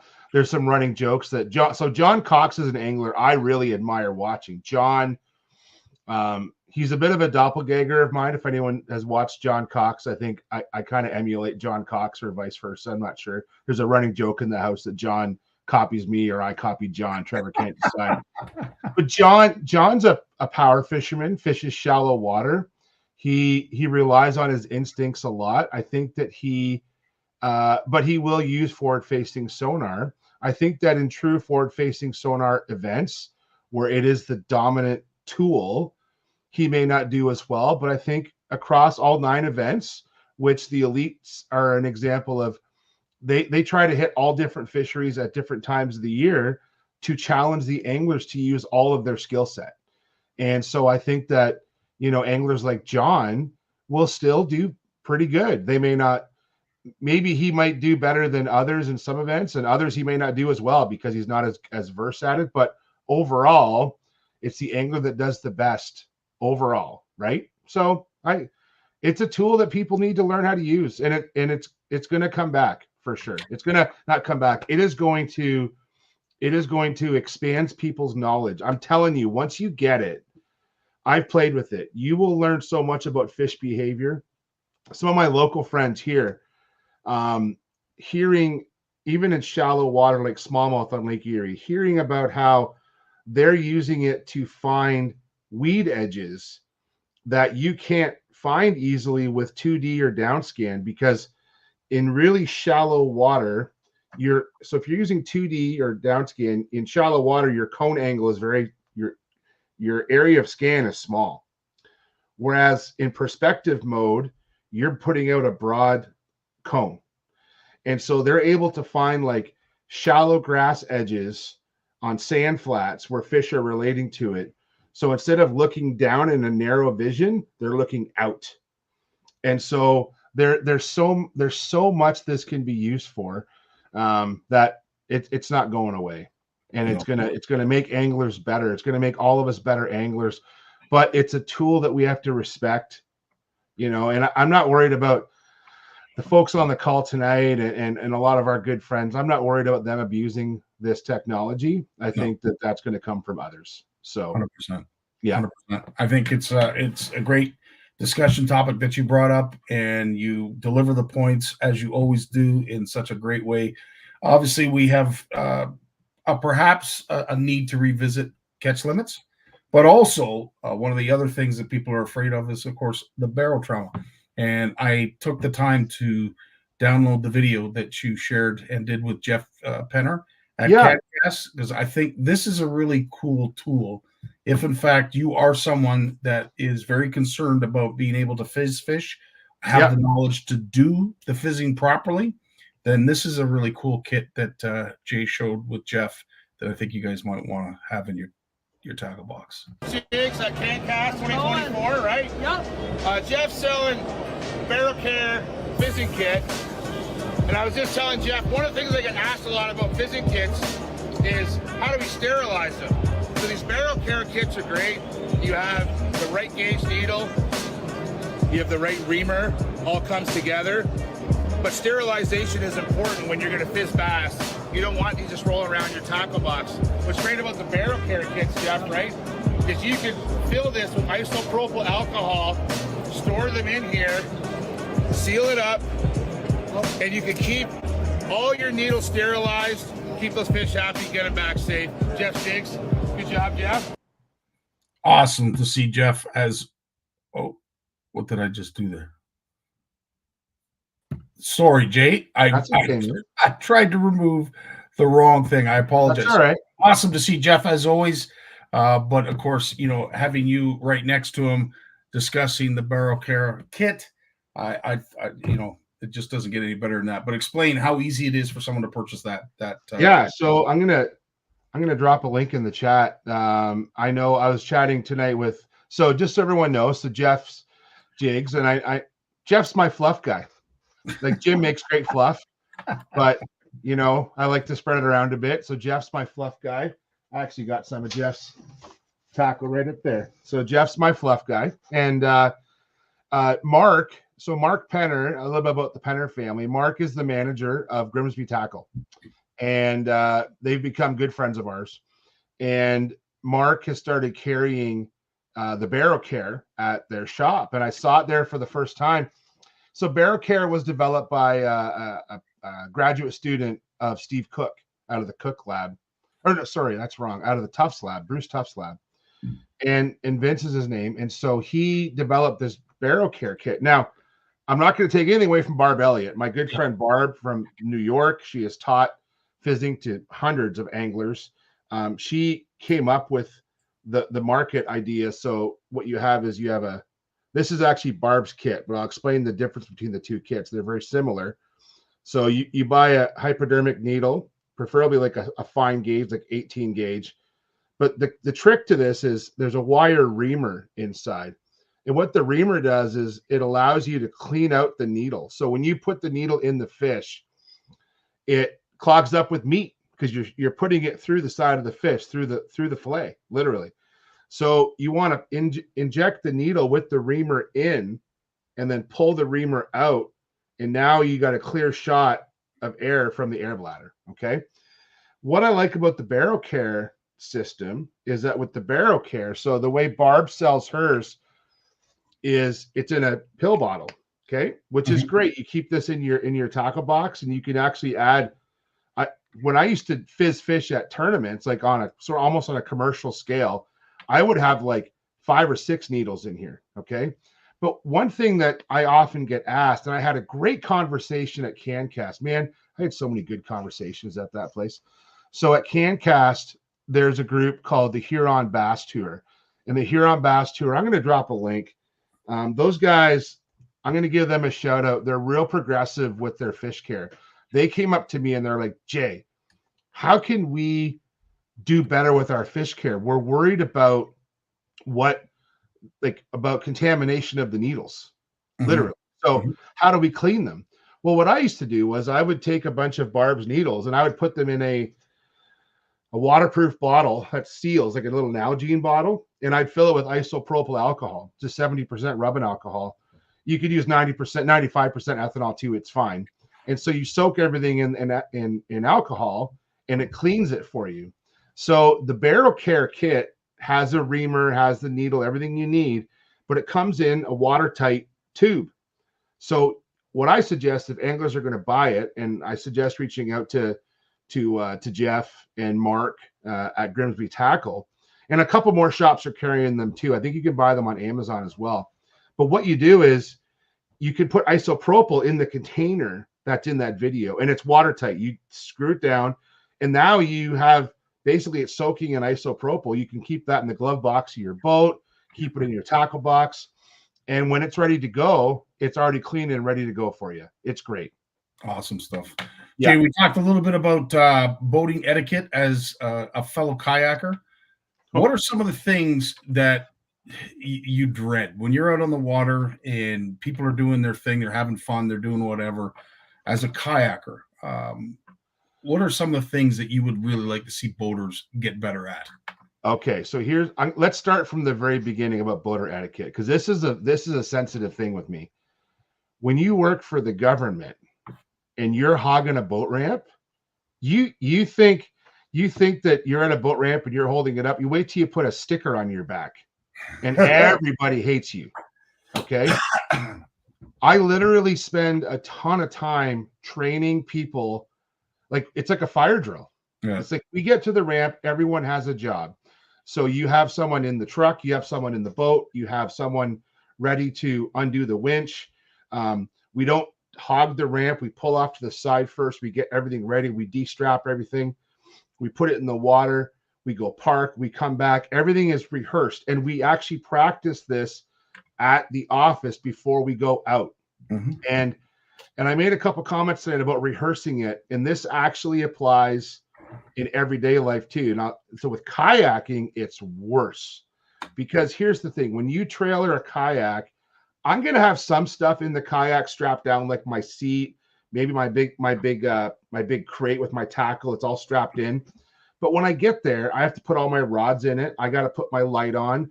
I got to put my fish finder on my kayak, and everything's quick. A lot of it's like plug and play, but it's not like a boat where I can just pull up and basically shove off. And if I have to attach things, I can still do that. it is literally like a fire drill. So when we went to the Ontario Kayak Qualifier last year with Trevor and Owen, if anyone has tried to motivate two teenage boys at 4 o'clock in the morning, it as great as those two boys are, and they are the best. They are the best two young anglers I could ask to hang out with. Nothing's more frustrating than two teenage boys at 4 a.m. Especially, well, I get them up at 3, and we're getting to the ramp at 4. So we practiced, and what I did was with the kayaks was I actually had each of us had our own tote. So in my tote was my PFD, my fish finder, my battery, my safety lights. When we got to the ramp, we practiced unstrapping all the kayaks, unloading all the kayaks, and then setting everything up. And I basically timed it, how we could do it as fast as we could. Because even though I'm saying we're at 4 a.m., and my rule is I want to be there first. So if I got there the first day and someone was there at 4, I was there at 3:45 the next day. Like, that's how I function. It's like a competition. Who can be ready first? But I don't want to hold up the place. And so that's literally what we do. And I encourage everyone to practice that. Like, don't be afraid to use a parking lot. Don't use a busy boat ramp as your practice. Put out some markers in your driveway. Practice backing your trailer into your driveway. Yeah, TJ, I know. TJ, I love you, man, but I know you don't like getting up at 4 a.m. You and Alicia and I have commiserated about Trevor and TJ are like the same, and Alicia and I are kind of the same. And we love all fishing together, but not every angler is a morning person, and so they're hard to get organized in the morning. But at the end of the day, it's so important to practice those skills. So what we do at work, Scotty, is we have a boat ramp, but before I take the students to the boat ramp or any new staff, what I do is I practice. The trailer is in a parking spot, right? Yep. We practice hooking it up. I actually have them. We have a checklist: chains, straps, check the tires, all the circle check stuff. Then I have them pull the boat out, do a lap around the whole property, and then come back and back it into the parking spot again. And then we switch, because you always need spotters and you always need someone in the truck. And we do that until they're ready to go to the ramp. Like, it's a full day of launching and repeating. Even when we go to the boat ramp, I'll put the boat in, I'll send 2 students out around the harbor, and then I'll send the truck out around the property, and then the truck comes back and goes back in again. And it may to some on this call seem like a waste of time, but that day spent repeat. When we go to a busy ramp on the Detroit River any ramp around the Great Lakes, especially if the weather's nice, I'm happy for all that practice. It is so important. 100%. I couldn't have said it better. And you can pick out someone who has trailered a boat or just trailered in general. When you see them at the ramp, when you see them trying to get into a tight spot, when you know what you're doing, it sticks out like a sore thumb. Speaking of what, I was going to say this. What's funny is I had a buddy who used to work with me at M&R when I was there as an intern in one of my first jobs. We used to have an old Suburban, Scotty, an old OPP surplus vehicle. Okay. And I drove that thing so much for 2 summers that I had like the craziest ass groove in the seat, because I would do the over the shoulder backup. Okay. Yeah. When I got to work for the feds, you can't see out the back. We have these big campers, right? I had to become a mirror guy. Now I don't even look over my shoulder. I drive the van. I have a Corolla that I commute with. I use the mirrors all the time. I don't even look over my shoulder. Everything is mirrors now. And once you learn mirrors, life is good. It is. Mirrors. It really is. Yeah. Now you speak of weather, and I have to say, for those who are down right now on the Detroit River, and there's a few of them, Buckfishes namely, and Wind City Outdoors. I'll tell you, there's a bunch of you folks down there that are enjoying some really hot walleye action. Oh yeah. Yeah. I don't want to say it's on fire because it's going to sound a little dramatic, but let's just say you're catching fish. There's a bunch of fish to be caught right now because the river is loaded. So that isn't to say that it isn't anywhere else, Jay. And we've talked about Steelhead. We've talked about the Rainbow Run. We're starting to see suckers line up and start to do their thing. Catfish are coming into the shallows now as well. We're seeing a lot of fish or at least a lot of species of fish, sort of line up where they should be this time of year. It's exciting, and for some who can target them, it's even more exciting. But it just whets the palate. I mean, I can't wait to go fishing. Yeah, I know it's this rain we got last week. So, we're actually trying to get out and do some field sampling, and it's not happening because the rivers are just too high. I'm supposed to be on the Grand River this week. We're not. Typical for this time of year, I'm working in the Brantford area. So usually the flows around, so base flow in the summer is around 20 CMS. We're usually at around 50 CMS, like as long as we don't have a freshet coming through. But that rain last week was 35 millimeters. Like it's up to 200. This morning it was 250 CMS. So 5 times what I would call safe.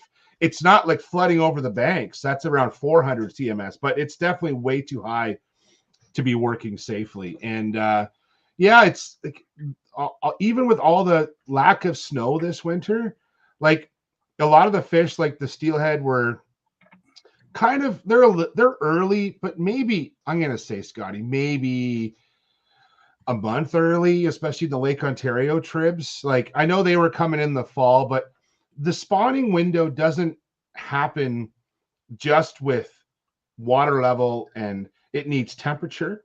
Okay.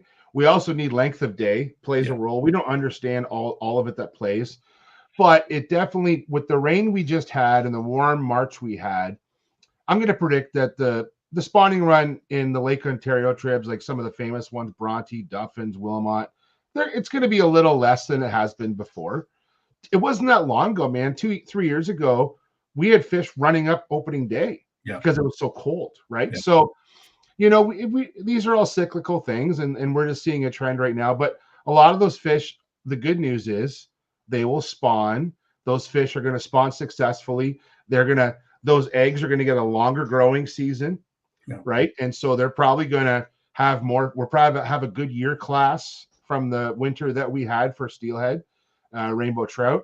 So, but there's still browns to be caught. There's still brook trout to be caught, and hey, never mind those. There's lots of catfish. I've been following Jay Pierce and all the cat anglers. I wish I was out with them, but I just haven't had the time this spring. I hate to say it. Yeah, I know. I called him the Cat Man tonight. He is Jay Pierce is the guy. There's Tony. Yeah, it's great seeing all the cat anglers, and I'm really happy for this. We did have some cooler weather last week, but the catfishing tournament that's going on right now in Southern Ontario, other than last week, like we got some great conditions for it, for getting those pre-spawn cats to come in early. And I think that in years past, I can remember going out for that cat tournament and it was cold. Like those fish were not ready, and then literally within a week, you get one nice week of weather and they just heat right up. And so I think this year the weather conditions are much better for our channel cat anglers in the spring. And we were talking backstage about maybe doing a channel cat show, which we did that once, I remember. Yeah. So we should do another one and kind of recap that, and that'll be really cool to do.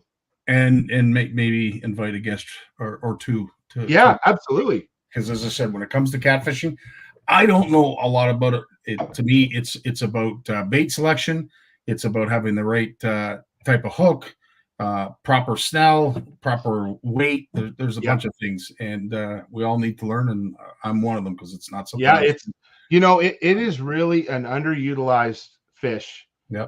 In the U.S., channel cats, blue cats and flats, but especially channel cats, they are basically a sport fish, and here they're not considered a sport fish, and they could be. Like it is, other than carp, it's probably your best chance.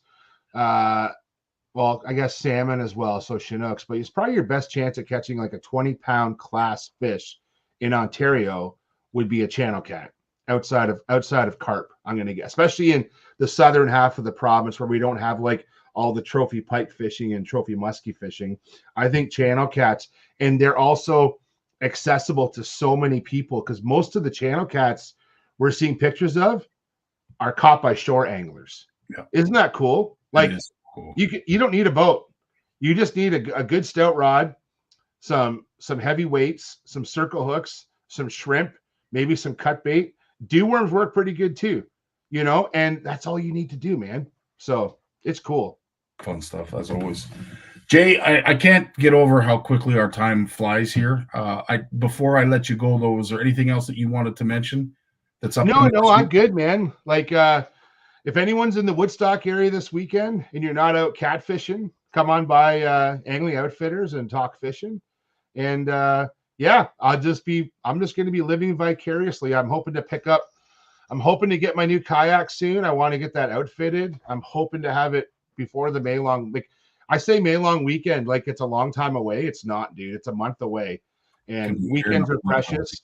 So I'm busy prepping for some field studies coming up. So my time at home is limited, so I need to make the most of it. So I hope that I get my kayak set up. And yeah, I actually got some trolling motors for the kayaks this year that I'm rigging up. So that I'll do a walkthrough video once we get that done. So a lot of projects on the go that are fishing related, but aren't catching fish, unfortunately. But I just really want to get the kayaks outfitted the way I want it this year, because I don't know, I'm super competitive. And I felt that last year I got a taste of that tournament kayak scene, loved it.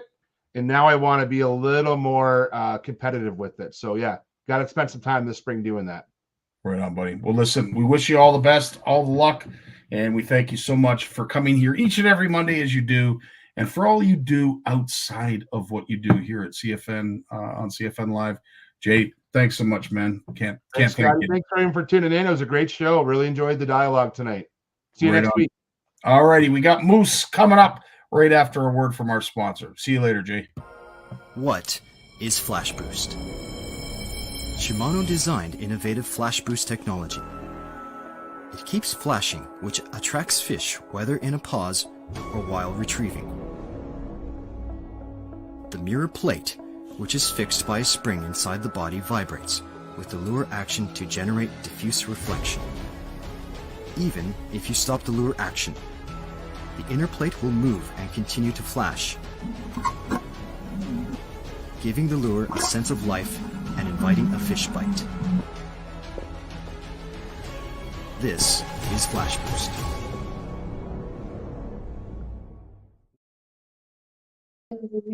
And this is Moose Birdtooth. What's going on, buddy? How you make it out? Oh man, I'm living in fishing heaven right now. Where are you? Yeah, absolutely. I've got two young hammers with me, and I figured because the pike tournament's coming up soon, we're going to talk about the pike tournament. And I think in backstage, Mr. Pallotta is there. Do you see him there? Is he there? I do. So we're going to bring him on shortly, and we're going to talk about the perch fishing as well. So, but quickly, I want to introduce these two young gentlemen. I know them very, very well, and if you guys don't know them, follow them on social. I'm going to let them introduce themselves. This is Dante and Nico. Boys, go ahead. It's the first slide. Yeah. Hello. My name is Dante, and my brother Nico. My name's Nico. Hi. Oh, Scotty, the young hammers are in the house, buddy. It's awesome to see the passion, and you can see it on both their faces. You know, at the end of the day, kids, you're never going to lose it. It just gets a little more weathered, and that's what you're looking at with myself. And well, I wouldn't even put Moose in that category, but you see the wall behind me of trophies and medals. And I was just gonna say, are you sure you're not in Jim's workshop? Like, dude, honestly, like at the end of this, I'll show you a quick little. Like, there's a wall, probably 35 feet of trophies and medals. So these are Dan's kids, Dan Rodordo's kids, the one and only, the Gooch. So he's definitely brought them up in the fishing world. And we were doing a live, we were chatting. I was like, guys, I'm gonna go on a live. And we got talking because their home lake is Balsam Lake, and they're gonna be fishing the pike tournament on May 18th. So I thought it was just perfect timing. Absolutely. I couldn't have done it better myself. And for the two young lads there, help a brother out. What do I got to pitch on Balsam? So they've got a whole pitch set for you. Who wants to go first? I'll start. All right. You could go right up to the camera too if you want. So one of my go-to baits for a pike is this. But first thing I'd like to do is I would like to switch it out with a BKK hook, Which one is the treble hook. the treble hook? Nice. I would like to switch it out. And one of my second go-to baits is the silent chaser, the BKK silent chaser with a rhythm wave. Normally I'm throwing like a 4.8, but these are only 3.8, so I usually just hook that up and that's what I use. Hell yeah. And they're awesome. All right, Dante, give everybody. The first bait, my favorite ever, would be a jerk bait with a feathered BKK hook. A feathered hook on a jerk bait. A feathered hook on a jerk bait. There's the secret. That's number one.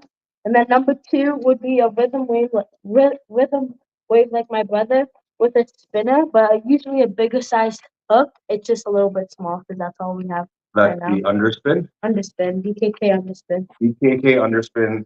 Now, our good friends at Shimano are going to hook us up with 4.8 rhythm wave. So everybody that shows up to the tournament and gets a grab bag is going to get a 4.8-inch rhythm wave, along with, and we just got word of this, our good friends from BKK are also setting us up with a whack load of hooks. There's going to be a giant BKK giveaway. What makes these hooks special is they have been tested, put through the ringer on the saltwater end of things. Now that they're all available in freshwater, they are strong, they are sharp, and they are slick. So if you haven't had a chance yet, there's a whole lineup of BKK hooks, and no word of a lie, they definitely stand out. They definitely stand out. That's awesome. Thanks so much for doing that, you two. I gotta ask though, who's got the biggest personal best pike on Balsam? Yeah, what size of gator did you get? Oh, wait, it's Rico. I got a 9-pound pike. 9-pound pike. Decent fish. Did you measure it at all? Yeah, 36? 45. 45. Bro, I'm telling you, Scotty, they're hammers, bud. They're hammers. Okay, Wow. what's your social media? Fill them in on your social media. My social media is on Instagram and it's FishN with Dante, like fishing with Dante, all one word. Fishing with Dante. And mine is fishing with Nico. There you go. Honestly, you gotta see some of the fish these guys are catching. And it's not just because they're little and small and fish look so big, they're actually big. That's awesome. Yeah, I love it. couple of balsam hammers. So they're gonna be joining us on May 18th, which is gonna be the CSFL Lunker Bowl and OFC Nation charity tournament. Registration is all the information is going to be out and available to you soon. You can go to csfl.ca in order to register for the Lunker Bowl and the OFC Nation charity tournament. It's $75 a person for the OFC Nation charity tournament. And once you've registered and you're there, you'll get a grab bag, which I promise you every year I go above and beyond and make sure that the grab bag has a minimum of $75 worth of goods in there. Not to mention the rods that we're going to give away for first, second, and third. There'll be rod and reel combos from our friends at Shimano. I would just picked up today a giant package from Punisher Jigs. We got the BKK package. We're going to have a Yeti package. There's all kinds of stuff. Kyle, we're going to hook us up with a giant giveaway as well. I'm not going to say from what brand, but you guys are going to love this as well. Let's just say last year we gave away an $800 or $700 rain suit. So yeah, we've got a trip for two, I think, that we're going to do. We're going to announce that later on. So tons and tons and tons of giveaways. It's a wicked way to get out and have some fun. The Pike Lunker Bowl is very unique. It's an hourly tournament. So we're going to go with weight instead of length this year. We're going to go with weight. So you can bring your fish in every hour, or you can bring one fish in for the whole tournament. It's completely up to you. But the biggest, first, second, and third biggest fish will win something from our end. And boys, is there anything else you guys want to say? No, I think that's a good Did we bring in the big guy? But before you do, I've been asked by Sean Quinn, how was your day out on the water, Moose? You know what? Quinn called me. I was in between Pickering and Whitby. And he said, I'm at the boat launch. Let's go. I go, where? He says, Whitby. We got there. He didn't have batteries for his trolling motor. We drifted off into the abyss for about an hour. We got one pike, two catfish. It was a fantastic hour and a half on the water. So all is well that ends okay. Right I'll on. end this with it. Sean, you better have batteries for me, buddy. Well, with that, we will bring in yet another Butte, the one and only Andy Pallotta. How you doing tonight, Andy? Hey boys, how are you? Always What's up, a pleasure Bubba? to have you. It's actually a pleasure to see the little resortos there. They're I'll tell you, like we've seen what Brother Power does with the Johnsons, and I Yeah. can only imagine what the Resorto brothers are going to be bringing forth in years to come. So like we got some real hardcore anglers, which will be joining our forces very shortly. So, anyways, I'm here to discuss the pike turn. What happened to Moose? Is he there? There he is. No, He's still there. Yeah, he's still there. He's still there. And I have been watching your show all night, and so I've been watching. It's actually some great comments from everybody. The forward imaging is actually a big talk, pretty much North America wide. And I think it's just a little bit new for people to really start going either way on it, because like and just to have my 2 cents on it is like, we've experienced the GPSs, we've experienced power poles, all the technology that has always been, a big question mark, when it comes down to, how does is this too much? You know what I mean? So I think just give it a little bit of time. And I think at that point, like those thoughts will be made. I know we're working with both BSS and MLF regarding, what their direction is in the future. And we're looking at the same thing too. So, but right now it's technology that, hey, that's what fishing is all about. You got that leading little bit of thing, and it's available to everybody, right? So just again, we'll see how that all plays out. But we're here to talk about, I guess, the pike tournament. I did want to just quickly touch base on the perch, if that's okay with you. 100%. Yeah. So Well, that's the next one coming up, right? So yeah. So we've been working with Aurelia for numerous years, numerous years, and I'll tell you, it's guys like Doug Bunker has put in his time, like so much, and the amount of work he's put in, and we're finding this, and it's happening in a lot of communities where there's a lot of new faces. A lot of them are people that have decided to move up north, and but the heart of the event, and even the Aurelia Chambers of Commerce came to realize that there's a lot of work that needs to be put into this, and it's hard to match another Bunker, right? And he's over 70, he's retiring. So and we felt that as much as my wife says this, we definitely don't need this on our plates, but what is important is that our kids need it and your kids need it. And for 42 years, it has introduced fishing to thousands and thousands of kids. Nobody gets rich at this event. It's a $10 ticket. It's a lot of fun. We're going to be locked up in Aurelia for a few days, and it's going to be, hopefully we're going to see a lot of big perch. Perch has definitely taken a big run here in Canada, especially on Aurelia. So that's what it's all about, guys. And we're guys that'll be there for sure. It's one of our ways of giving back, right? And I think that's going to be interesting to see what these guys end up pulling up when they come up to the state. So, Andy, how does it work for where do I buy a ticket? How do you register? Because I know that there's tickets available at specific locations, or you can show up the day of and register. So so there are locations that you can go on to our Facebook page or our website, and you can it's the CSFL website, but we've dedicated a part. Click on the Perch Festival logo, and it'll bring you into all the information. But their Pro Jays will be selling tickets, and also Fishing Depot here in Toronto, and then if you're up in Aurelia, Tremblays and Epps will be selling tickets up that way. So, but the majority of people will be buying tickets online. But we just kind of felt that every organization now is kind of saying, hey, it's all about online and stuff like that. And I think that we're missing a huge amount of people that have participated in these competitions and these community events that aren't maybe as savvy. I'm one of those guys. I'm not probably one of the savviest guys when it comes to computer stuff. If it wasn't for Victoria or my wife or Nicole, this would be probably a mission for me here tonight. So So we're trying to get that going, but we do have the online tickets, so you can get all your line on tickets, and they will be on sale right up to the, I believe it's the 20, up to the midnight of the 25th. So you have to buy your tickets before it actually opens. So once it opens, tickets are no longer available,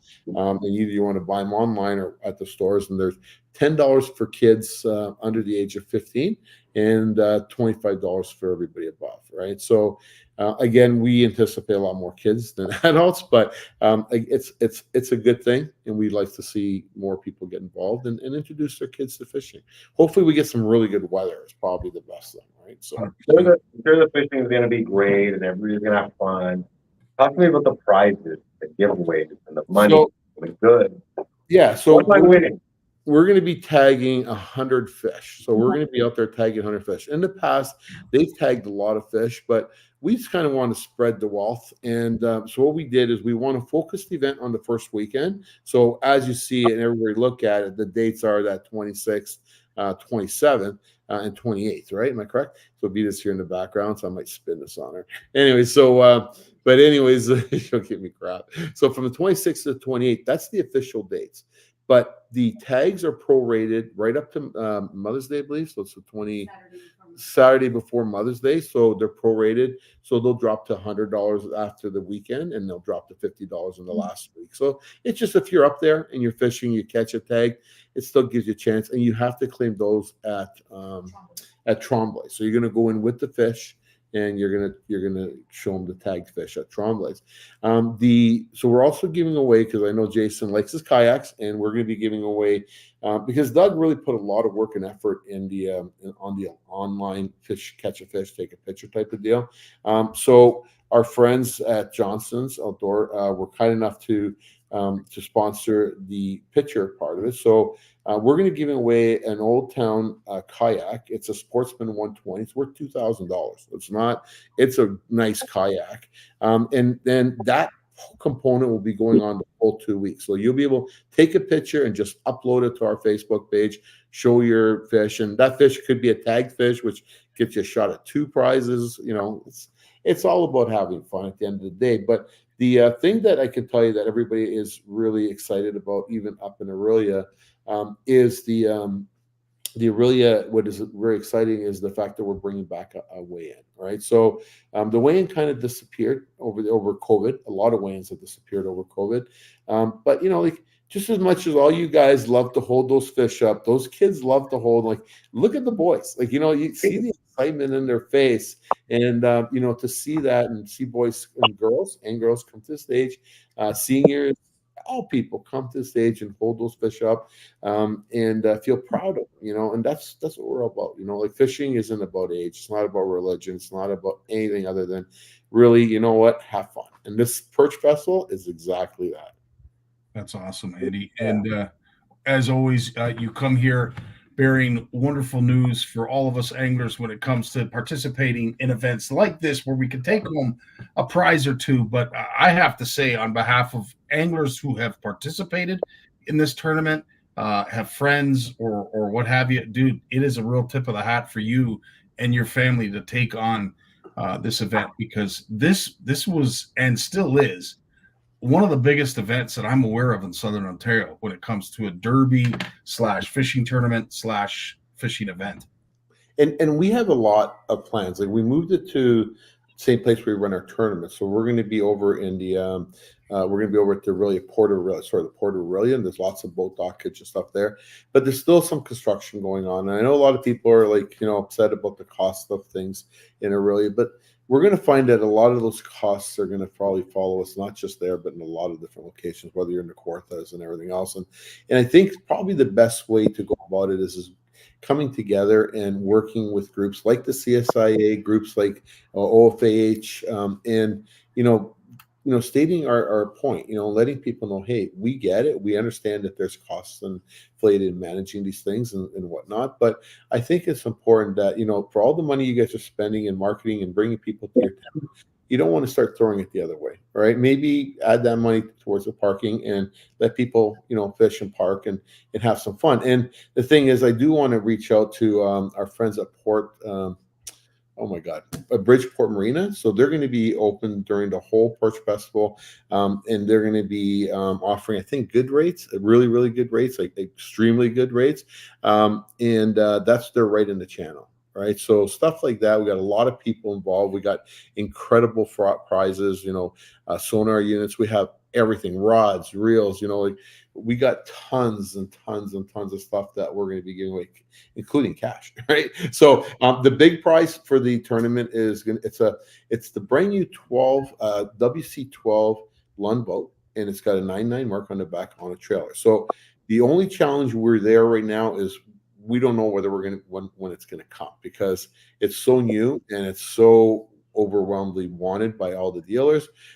It's when you're talking the WC series, it's a deeper boat, so like it really fishes like sometimes better than a 14. So I think that the winner's going to be really happy with that, and we just again, we're going to be happy to give it away, and we want to thank our friends. That's boat, motor, and trailer, Andy said? Yeah, boat, motor, and trailer. And believe it or not, like I know it's worth over $7,000 as a package. We would have never thought that a few years back, but this is a brand new model. Like it's never ever been seen. And like I said, they're challenged right now trying to get the door, but it might come a little late, but they'll get it for sure. So we got a lot, and that's through our friends at Gordon Bay. I do have to announce, because they are a great outfit. They're part of the whole Maple Leaf group. If you're not aware of, they own everything now, so they're doing really, really well. And we want to thank Steve and his crew for getting on side again, and they've been supporting the Perch Festival for a long time. So it's all good. So everything's good. Right on. Moose, you go ahead. I got a lot of questions. Like I'm thinking, that you've got the 26, 27, 28. Is that correct? Yeah. Are there specific times when it starts and it ends, or can I fish until dark, or how does that work? You can fish till whenever you want. Like the scales, you can't start fishing before midnight. The scales do open at 7, and I believe they go till 5 each day. So after Sunday 5 o'clock, then everything rolls over into as far as the weigh-in part, that comes to an end, and we award the top 10 winners. We got tons of great prizes, and then after that, then you're going to Tremblay's to get it noted, so that way you can get your tagged fish. So 5 o'clock each day until the last day. Yeah, so Friday, Saturday, and Sunday, the scales at the docks will be open for weighing in fish. So you can bring your fish down there, and we're going to go with the first big fish weighed in, just so you understand. And we're currently working on another prize, because obviously we're a catch and release organization. So we're working on a prize that everybody who weighs in a releasable fish is going to be put into a draw for it, and it'll be substantial, I assure you. We just haven't announced it yet. We still have sponsors coming on, so if you do want to get involved and sponsor a fish, like they're $200 or not a lot of money, we would appreciate anybody and get your name tagged on it, and be a part of this, because it's one of those events. Cam Brownson from Berkeley is one of our sponsors, and we're very pleased. They've done so much for us over the years. And when we stepped up to the game, we didn't really know what our boundaries were, and he says, this is a kids event. It's about anybody who's involved in fishing should be out there getting kids fishing, and it meant a lot to us, because he took away where most sponsors manufacture, hey, this is our thing, and it's kind of hey, we need to open this up to every manufacturer. We need to get and that's a much bigger site than what most manufacturers look at, and it really says a lot for them. So I really appreciate what they've done for this event and what they continue to do for our tournament. So thank you very much, Cam. And we have this just in.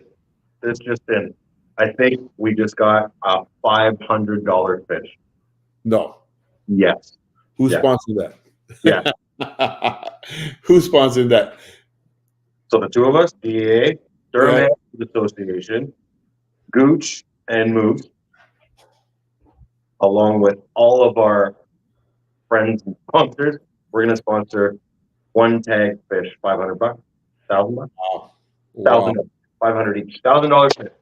$1,000 fit. Wow. Thank you very much. One tag. Only one tag. One tag. What are the chances of that? Hey, you know what? Pretty darn good. No. We're going to be there on the Wednesday before tagging all these fish. I think Ken just said 25. No, I'm What's that? kidding. Yeah, $1,000. Yeah, $1,000. very We're gonna generous, sponsor a guys. fish. That's very, very generous. Thank you very If much. it's caught. If it's not caught, we keep our money. Okay, is that how it works? I- Okay. No, that's fine. You know what? I honestly don't have a I- problem with that. You know what? I- You're guaranteeing one tag. You're a nonprofit organization, guys. You know, we Here's the thing. Here's the thing. Honestly, like for a tag to be $200, that's totally cool. I'm good for $200 tag. Dan's good for $200 tag. So yeah, there will be definitely another 2 tags at $200. I just Thank you very much. We really appreciate it. But so with this Perch Festival right around the corner, yeah, you know, buy your tickets. Is there an early bird prize? Is there how is that? We have to boost. To be honest with you, if you see the mountain of prizes that we have for this thing, we just haven't really broken it up because like we're trying to keep it out the cash out of it, other than with the tag. So with that being said, we have to break it down. So our first year, it kind of came together fairly late. There's a lot of things that we know we want to work on. One of the biggest things that we want to do with the event, turn it into a real festival. We're inviting a lot of people that are part of the Spring Fishing Boat Show, and including yourselves, and to come down and have some type of presentation. So we're just waiting to get from the park to see how far along they're going to be with their construction. And but our goal is to turn this festival into a real festival. And with with the climates nowadays, like look how warm it is. Like it's absolutely crazy. And to be able to be outside and do stuff like when we were kids, it was unheard of. And now it's like it's absolutely fantastic. That's cooler at nighttime, but I don't mind that. Sleep a lot better. So it's pretty cool.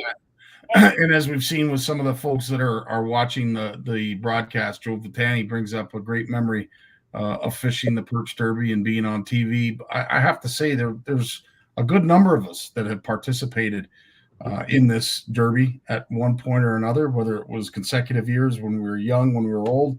But there's a lot of memories that you speak of, Andy, at this festival, and it's so. And we have the pins. We have the pins. So these are a lot of this stuff is new to us too. So we got the pins, and if you buy a ticket, come down to the weigh station so you get your pin. Because unfortunately we can't. But that's been a long-standing tradition, as for guys like yourself, and it's impressive how many of our guys that fish our tournaments have come forth and said, what, thank you for doing this, because we all started with our kids there. So it's not us to thank. There's one man that needs to be thanked. That was Doug Bunker. The guy brought it to where it is, and we're just keeping it going and keeping that memory and that thing with the kids. So we're pretty excited. And question for you. We just had a question from the audience. Go ahead. Can it be a prize instead of cash? Sorry, I didn't hear that. Can it be a prize for the tag fish, or like a sponsored fish, instead of cash? So right now it's all cash for the tagged fish. The prizes though we have a bunch of prizes going on the kayak for the picture fish. So if you take a picture, and all you got to do is, it could be the tagged fish, so you can take a picture with it and just upload it to our Facebook page, and that will get you in a draw, not just for a $2,000 kayak, but we have prizes there too. And Nico, I'm thinking you might want to donate something. Is that what you're saying? A day guiding trip with you? And Produce is going to sponsor. No, for the kayaking or the tag fish? The tag. Two of them? $200. Proj is gonna tag a fish. So another sponsor. Proj is gonna do $200 fish. So that's amazing, guys. Big thanks to Jasper. Yeah. I mean, we can do this all. You know what? I'd love to do something like this 24 hours a day and see how many tag sponsors we can get. It'd be amazing to do like 1,000 sponsors and 1,000 fish floating around with different tags. And with the Proj one, I bet you would have like a tag with like a red envelope. Maybe we should put a tag into the Proj Cup. Hey, what do you think of that? Maybe have a tag up there for a Proj Cup fish. Proj Cup, like a free entry. You never know. I don't know. Maybe we could put a tag out for something. Not for at this. We're talking at the Proj Cup. Obviously, sorry. Now we're getting off topic, but I like Jasper's been very supportive of the fishing shows and everything we've done, even the ice fishing shows. Andy, hold on. Don't do that. And how many people are allowed in one boat? As many as you want. The thing is, with the boats, you all have to have tickets. So if you're going on a boat, everybody has a ticket. So if there's 10 kids, unfortunately, you got to have 10. Everybody has to have a tag. That's just kind of the rules of what it's always been. And we're just kind of, some of the stuff we're maintaining, some of the stuff we've lenient a little bit and made it a lot easier. But if you're on a boat and you're coming into the Port Aurelia, there's lots of docking there. They haven't, it's not into their summer part, so they don't have the big cruises there yet.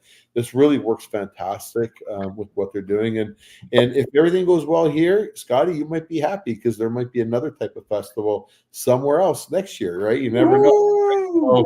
So, the boys might be happy too. So we're really enjoying this, to be honest with you. We're having a lot of fun with this. It really is a lot of work though. And that's where it's like and we respect everybody. And we have people from Aurelia calling us and saying, hey, we used to sponsor it. We want to sponsor this. And that's amazing that, the roofing company this week to call us out of the blue like that was absolutely over the top. And, Swiss Chalet in town, they're all fantastic groups of people. And if you're, we have both marine insurance, we have MD Marine Insurance sponsoring it, and also North Star, with most of most of our guys are sponsored or not sponsored, but are using either or. So we have a lot of people that are behind the scenes here, and we want to thank, including the Canadian Tire up there, which is, obviously if you've gone to that Canadian Tire, it's huge. It's absolutely ginormous. So, but yeah, a lot of good things happening, and we're pretty excited. So, is there any other questions, Moose? I don't know if you're asking. Well, no, I'm just making sure that we've covered. I know we talked about it on your live last week. Yeah. In case people don't get a chance to get all the information from this, all the information is available at the CSFL.ca. Yeah. And worst case scenario, Andy's phone number is out on Google. And it's everywhere. Trust me. 809 back. 802. 802 back. 802 So back. if you have any questions about anything related to Ossabuco, pasta, anything related to the tournaments, don't hesitate to call the office. Check online first. A lot of the information is available online. Yeah, I'm excited for this one. I think the Aurelia Perch Festival has always been really an event that where I started, really. And it's always been a fun event right after the winter. Let's just get out on the water. Let's catch some fish. I think the dynamics of it has changed over the years. I think it's sort of tapered off past couple of years, but I'm glad to see that you've taken it over and it's making a comeback. So this year is going to be great. Next year is going to be even better, and we're just going to continue to help grow it as well. So. Yeah, so a lot of good things happening. So that's the Perch Festival. I know you want to talk about the pike thing, but just before we get into the pike, the Lunker Bowl, we're going to be releasing 70,000 lake trout this week on Simcoe through our live release boat. So I thought Scotty might. You talked about lake trout earlier. So at the end, still does that stuff, dude. They do a lot of stuff, and that's just our component of it. Then they're going to be doing other parts of the lake.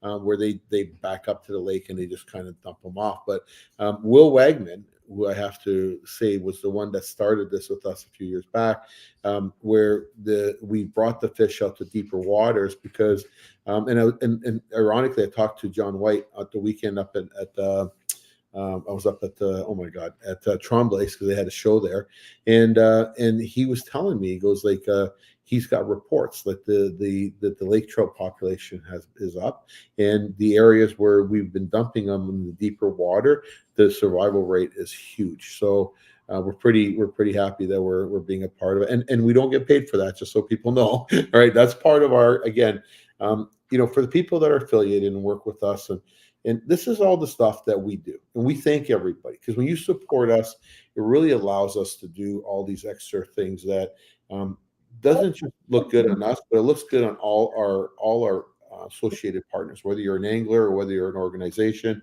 whether you're doing the fishing show. We do our best to continue to do things as much as we can to help in all different areas. So, but the lake trout thing is happening this week, and we've been watching the winds, so it seems like it's going to be a good week. And that's going to happen on, I believe, Wednesday, Thursday, 2 days of dropping fish. So sweet. Yeah. Awesome.